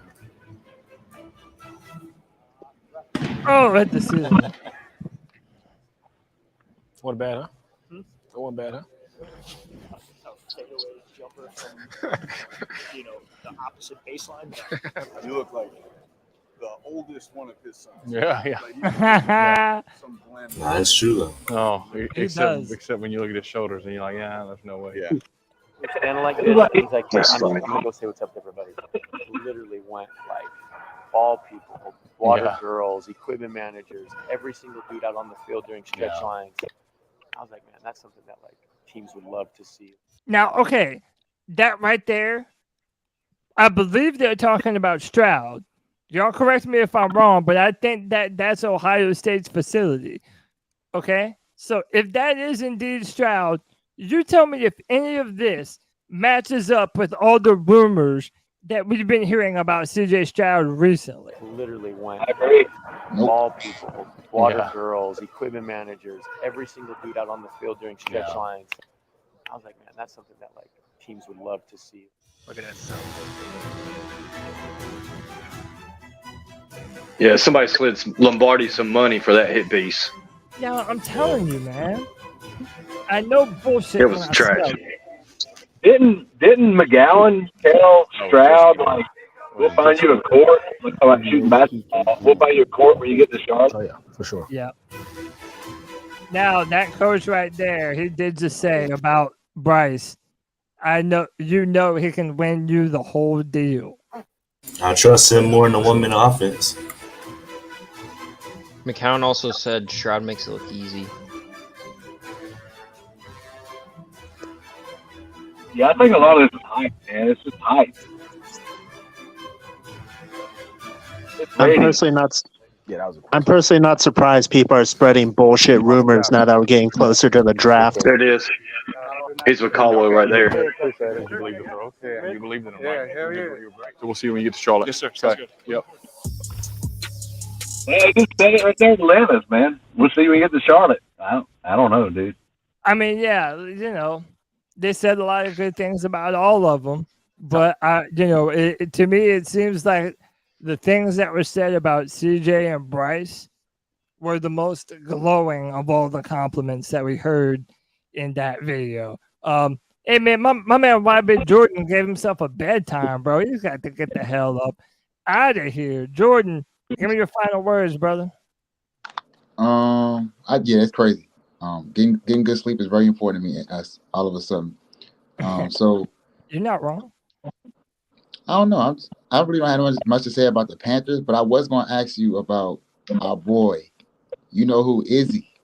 You see that? Bro, I was so hyped, man. And I called it a month out. I called Izzy knocking him out, and I called Gilbert Burns with the decision win too. Man, I was so happy. My heart was beating fast as hell. What about you? Oh, dude, I called them both too. And if you look back at their previous fights, Izzy damn near knocked them out in every single one of their prior fights. So all he had to do was go in there, be more aggressive. I love one of the things that he says is like, I don't never wing punches. I aim and I shoot. And that's what that man does. He aim and shot. And dude, the arrows at the end. The three that was fucking iconic. That was legendary, bro. Was he doing arrows at the son of the guy he was fighting? Well, no, he mocked the son because by the way, random MMA talk. But no, Pereira knocked out Israel in kickboxing, and Alex's son jumped in the ring and he played dead, mocking Israel Adesanya. So all these years later, hey man, payback's a bitch, man. I mean, shit. Don't dish it out if you can't take it. You know what I mean? Yeah. And but yeah, dude, Israel Adesanya is the man. That's my favorite fighter right now. I was you got there. So what? Say it again. Isn't he 3-1? Or am I on the wrong side? Yeah, no, it's 3-1, but Pereira is going up to 205. Yeah, you got knocked out and left. Yeah, dude, shout out to Israel. That's my favorite fighter, man. Yeah, that's all I wanted to say, man. I knew you would like that because I'm an MMA and Panthers fan too. So hell yeah, brother. But shout out to everybody that joined, man. I love y'all. I'm not on Twitter. This is the best I'm gonna do right here with you guys. I like you guys. I do not like Twitter. Twitter make you want to pull up on somebody. Yeah. 100%. Not even on it, bro. And I already know I spend too much time on that fucking app. So yeah, no, you're not wrong. You made a life decision and you didn't make the wrong one. Yeah. All right, y'all. Man. Man. Jordan, be blessed. Appreciate you, man. Mm-hmm. Peace out, Big J. Yeah, man. That's why Big Jordan. Peace out, Jordan. Yeah, man. So listen, I'm gonna if anybody has any final questions, any final things that you would like to say, anything that you would like to bring up, now's the time to do it, man, because we're running at 3 hours and 10 minutes, and Papa needs a beer, if you know what I'm saying, dog. So I saw Deez had his hands up, but I got my hands up too. I'll go after him. Well, all right, we'll go Deez and then we'll go Evan. Yep, just real quick. A comment was made last night that the Red Rocket would start week 1, no matter who we pick, CJ Stroud or Bryce Young. And I threw a poll out on it today, and it was very lopsided. I wanted your guys' thoughts. Okay. May I share my thoughts? Yeah, go ahead. I think yes. I'm pretty sure Frank Wright even said the redhead was gonna play some games this season. So I think like no matter who we draft, he's gonna, we're gonna start him mid-season, late season. So hey, I'm gonna be very honest with you. If that is indeed true, if the Panthers do intend on playing Andy Dalton at some point this season, that makes me feel even better with the potential of Anthony Richardson. Because it's like, if you already intend to play Dalton, well then fine. Let Anthony Richardson stew a little bit. Let him be ready if his name is called and build him up for the future. I know a lot of people are going to be pissed off if the Panthers come away with Anthony Richardson. And even though that's not directly my first choice, bro, let me tell you, my ass would get happy the same way I got mad. Okay? It would not take me very long. So I'm just throwing that out there, man. But Evan, I said you can go next. I appreciate you, bro. Go ahead. All right. Well, I just wanted to say on the QB thing is that even with all this Bryce hype, I still don't think they know who it is. They still have the Stroud visit, and I think, and they haven't had they talked about having a big meeting of all of them coming together and talking about it. And I don't think they have their choice yet. And I'm still a Stroud guy. I'm staying strong. Until that pick is in, or if like there was buzz the week of, I really don't think it's decided or true. These aren't true. It's just partly probably ESPN trying to just get something to talk about a little bit. I'm not saying that it couldn't be true that it isn't Bryce, but I'm more saying it could just be them trying to get some buzz, something to talk about, since this is such a down time in the off season where it's at post free agency and in between free agency and the draft. So there's really not much happening other than visits. Yeah. Yeah. I mean, and I've said this before too, Evan, it's like shame on them if they didn't use all this time necessary. So, by the way, they still haven't even met CJ Stroud in person. That's going to happen next Tuesday. And there could be like a switch back to him after his visit. Like, it's still 2 weeks out. It's too early to celebrate. And that's why when I see some people celebrating that are Bryce fans, Bryce stands, whatever you want to call them, on Twitter, I'm like, I don't say anything to them because I'm just done arguing with them. But like, it's just too early to celebrate. This happens in many different things. People just celebrate too soon. Yeah, may I add on?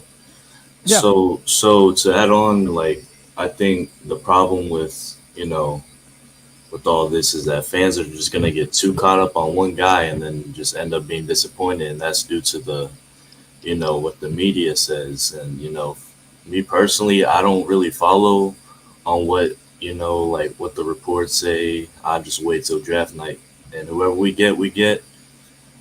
Personally, I want Bryce. Deep down, I want my boy Matt Corral. You already know, but like but yeah, like. So my suggestion is, you just gotta wait till draft night, see who we get. I mean, I'm fine with getting anybody but Will Levis. So same. And I feel like a lot of people feel that way too. It's like, as long as we don't come away with Levis, then we're gonna be feeling okay about it. But I said what? Hendon Hooker, you take him? Definitely. I mean, at this point, Levis and Hooker are out of the conversation because we're at number 1. If we were at 9 and you're talking about maybe a trade down, okay, maybe we can consider it. But if you're picking number 1, you're picking either a generational talent or the guy that's the most ready to come in and win your football games right now. And to me, that's either of the big 3. That's Bryce Young, CJ Stroud, or Anthony Richardson. So, and again, Anthony might need a little while to cook. Who knows, But I don't know. We're going to end up seeing one way or the other. Sir Predictable, I appreciate you, man. We're gonna get you in here earlier next time. Yeah. That way we got more time. But yeah, man, give us some final thoughts or whatever you have for the show, man. It's really for you, Cody. How insufferable is Tony going to be now that we brought Byrd back? Dude, I'm gonna have to kick him off of his own show, man. Like, how like I'll just be talking, or he'll just be talking. And in the middle of the sentence, he'll be like, hey, let me tell you about Damiere Byrd. And I'm going to do just like that. I'm going to drop his ass out in the background to let him know that I'm not trying to hear it, man. What's his problem with Damiere Byrd? Oh, no, he loves him. He doesn't he loves him. Dude, he loves Damiere Byrd. Oh, I thought he hated it. Okay. No, Damiere Byrd is his favorite player of all time, dude. Me and him have been fighting. Look, whenever we draft someone, I'm going to fight for our guys, okay? And we drafted Shi Smith, and I'm like, dude, we haven't even seen everything that we have in Shi Smith. He had a couple of drops his rookie season in the NFL, and everybody wants to write him off. Oh, he's trash, can't do shit. And they both went to South Carolina. So me and Tony get into a fight of, okay, I say Shi Smith is better. He says Damiere Byrd is better. I don't know, man. But yeah, Tony's about to be insufferable. No doubt. Cody, will it be worse if Shi Smith got cut for some reason? Oh yeah, don't never let me hear it. Dude. No one on the podcast is gonna let me hear the end of it. No one on Twitter is gonna let me hear the end of it. I'm gonna be hearing that shit forever. So I don't know, man. I'm gonna have to roll with the punches, man, day by day. Hey, man, you know, the professor, he's supposed to be a professor, but he rides that ECU cock way too hard. He sure does, man. He thinks that Well, we're going to stop the ECU slander. Yeah, we're going to stop that right now. Oh, we got an ECU fan in the building. Yeah. Yeah, if y'all like to get the fuck out. Fight. No. It's a good thing. I feel like that pirate dick. Yeah, man. It's like, I don't know, man. But hey, you know what, man? Tony has his right to be a Damiere Byrd fan. You know, I'm still a big believer in Deontay Brown. You might not even remember that name at this point, but that was a guard that we drafted out of Alabama, and I still think that he can be a good player one day. He had some dominant film at Alabama, and hey, man, everybody picks their player on the hill that they die on, and Lord knows I've picked mine. So, man, I've been burping, dude. Anyway. Let me see. Eric, give me your last final thoughts for the show before we jump up out of here, man. I honestly got nothing much to say. All I'm going to say is when the pick is made, the arguing needs to stop. Yep. And also, my Michigan Wolverines will dominate ECU this coming football season. Oh, snap. Play each other. Dude. What happened? No, C3 fans, man, we represent a lot of different places. We got a Michigan fan. JJ's an Ohio State fan. I'm a Clemson fan. Kevin, he's a goddamn South Carolina fan. Who the hell needs that? You know, but I don't know, man. Whatever. I guess everybody's allowed. But Eric, I appreciate you, man. Thanks for coming on the show. The real AP, glad to see you again, brother. What's on your mind? What's your final thoughts for the show? Nothing much, man. I love you all. I appreciate you having me on. Yes, sir. I just want to be happy with whoever we draft. Yeah. I don't get into the debate. I'm on a lot of Panther fan pages on Facebook and stuff. I'm on Twitter, but it seems like it's went from Stroud to Young, now Richardson, you know, and it's like I don't know why, but hey, man, I don't know. I'm just happy with whoever we get, and I want them to develop them to the potential they have, you know, and I want us to have a winning team for years. I mean, I want us to be a staple in the NFL and in our area and in Charlotte and the Carolinas, man. That's all I want, man. I want to be proud to be, I mean, I already am, but I want to be proud to be a Panther. Like, yeah, we did this. We are a dynasty. Suck it. You know what I'm saying?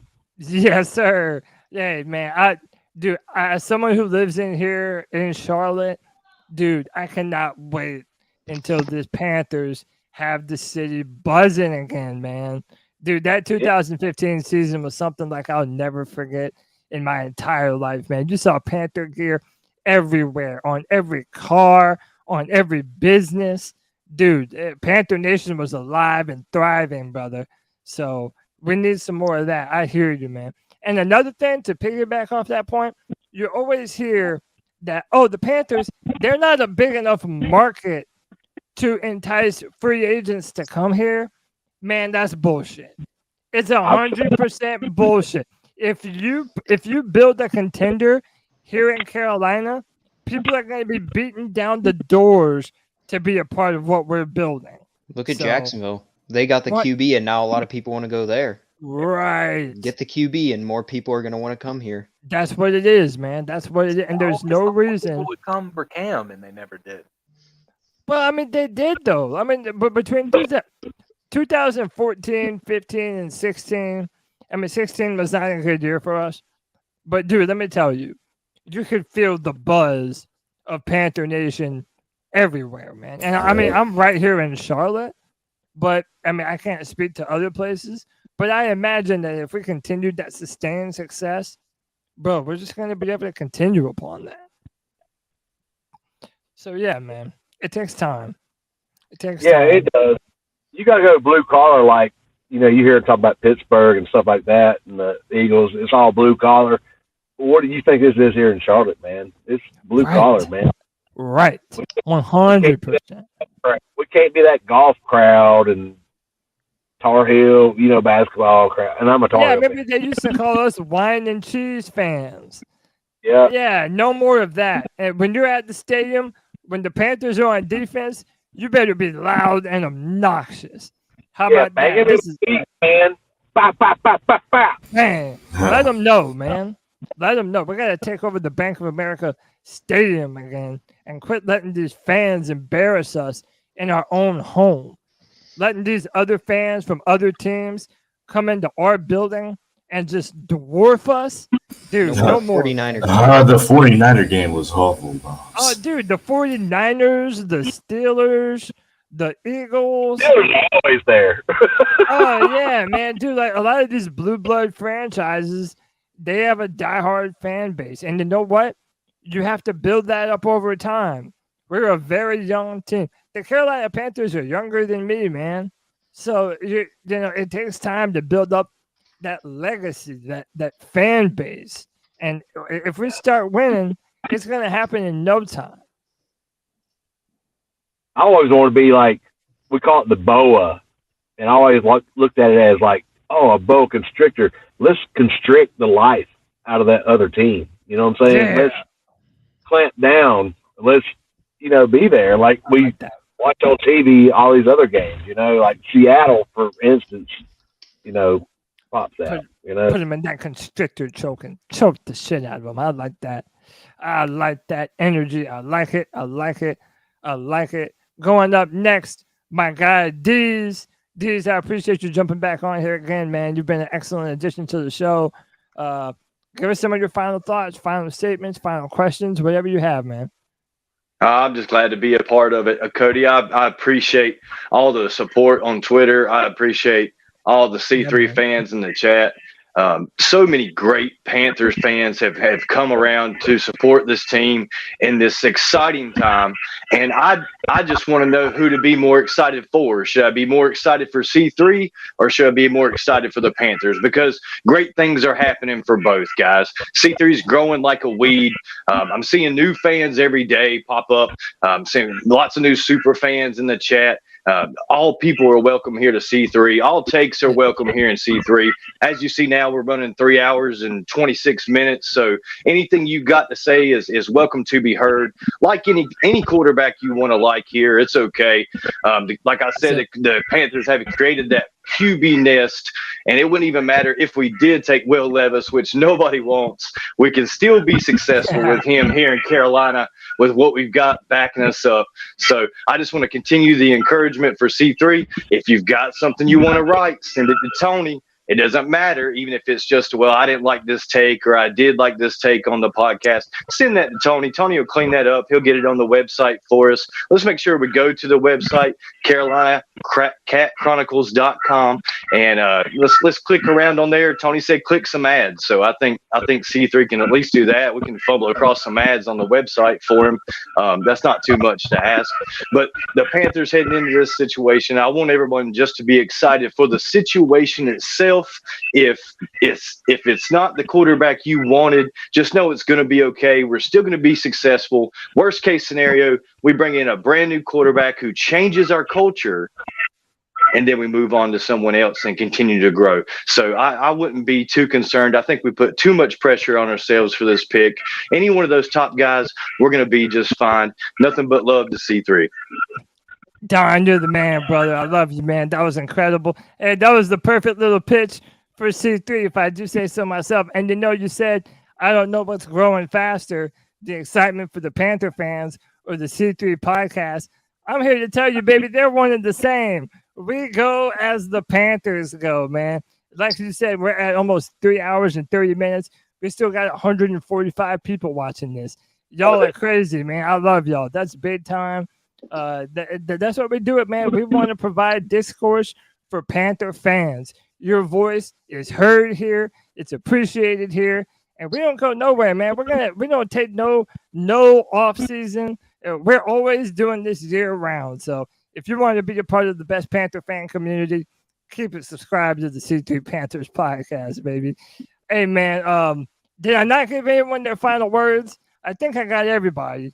Speak now or forever hold your peace. If there's something you want to say. Maybe. Yeah, go ahead, Matt Corral, Sean. All right. Well, last thing I'm going to say before, we hop out here, this is just for every Panthers fan. Man, the first overall pick is exciting, man. Because especially in times like this where, you're not just settled on one guy, there's multiple guys and you're just excited. You're just wondering, who you're going to pick. But, just for all the Panthers fans, man, just have patience, man. It's less than 2 weeks. It's less than 2 weeks away, so, and after draft night, that's going to be our future forever. So, that's all I have to say. And also make sure to like and subscribe to C3 Panthers Podcast. So that's all I got to say. I appreciate you, man. No problem. I appreciate each and every one of y'all, man. This has been an excellent edition of the C3 Friday Free For All. We talked about everything I had up on the docket today. It was a fantastic show. Hit that like, hit that subscribe. Huh? So what? I got one more thing, brother. One more thing. Yeah, go ahead. Do we, since my man up above me, I feel like I'm watching the Brady Bunch intro. yeah, you're not wrong. But my man up above me, 2 blocks above me, do we change our shade of blue now for our backgrounds and all that stuff? Since did we not change or they changed the shade of blue to was it called process blue is yes blue.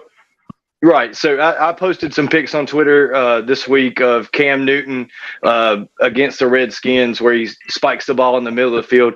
And you can see on his jersey, the stripe here is just a little bit lighter blue than what's in the background of the end zone. It's a very slight modification. But one of the coolest things I heard about that is we're going to do this slight modification to these jerseys and sell a ton of jerseys at number 1 for the number 1 pick. And then the year after or the year after that, we're going to completely revamp the jerseys and then sell a ton more. So I think that's the plan for Tepper. I thought it was a really good take. This is a minor change coming to the Panthers. Honestly, if you want a Panthers jersey and you want to save some money, go get one now off the website, because this change from this Nike blue to process blue doesn't really matter, because if it did matter, they would have done it 12 years ago. Yeah. Right on. And I love the process blue too, man. I love that specific shade of blue. And I looked that up forever ago, and I've always known it to be processed blue. And I've always known, I never confirmed it, but I always knew that the blue on the jerseys that we had was different than what we were using before. And I'm glad that I was finally able to verify that is indeed the case, man. But yeah, boys, but listen, my name is Cody Lashley, 1/4 of the C3 Panthers Podcast. I appreciate each and every single one of you for being a part of the show. Hit that like, hit that subscribe, hit that notification bell if you have not done so already. For $1.99 a month, you can become a C3 super fan, custom badges and emojis. And we're going to be putting out, as we build up to the draft, more film room sessions that go out early to all of our super fans. So that'll be early for y'all. And then that'll go up on YouTube for everybody else. Just some incentive for the film room that we've been doing. I love doing it. The fans have been loving it. So we're going to continue to do it. But like I said, my name's Cody Lashley with another edition of the C3 Friday Free For All. Until this Tuesday at 9 p.m., you already know what we're going to do. Keep pounding. Let's go, C3.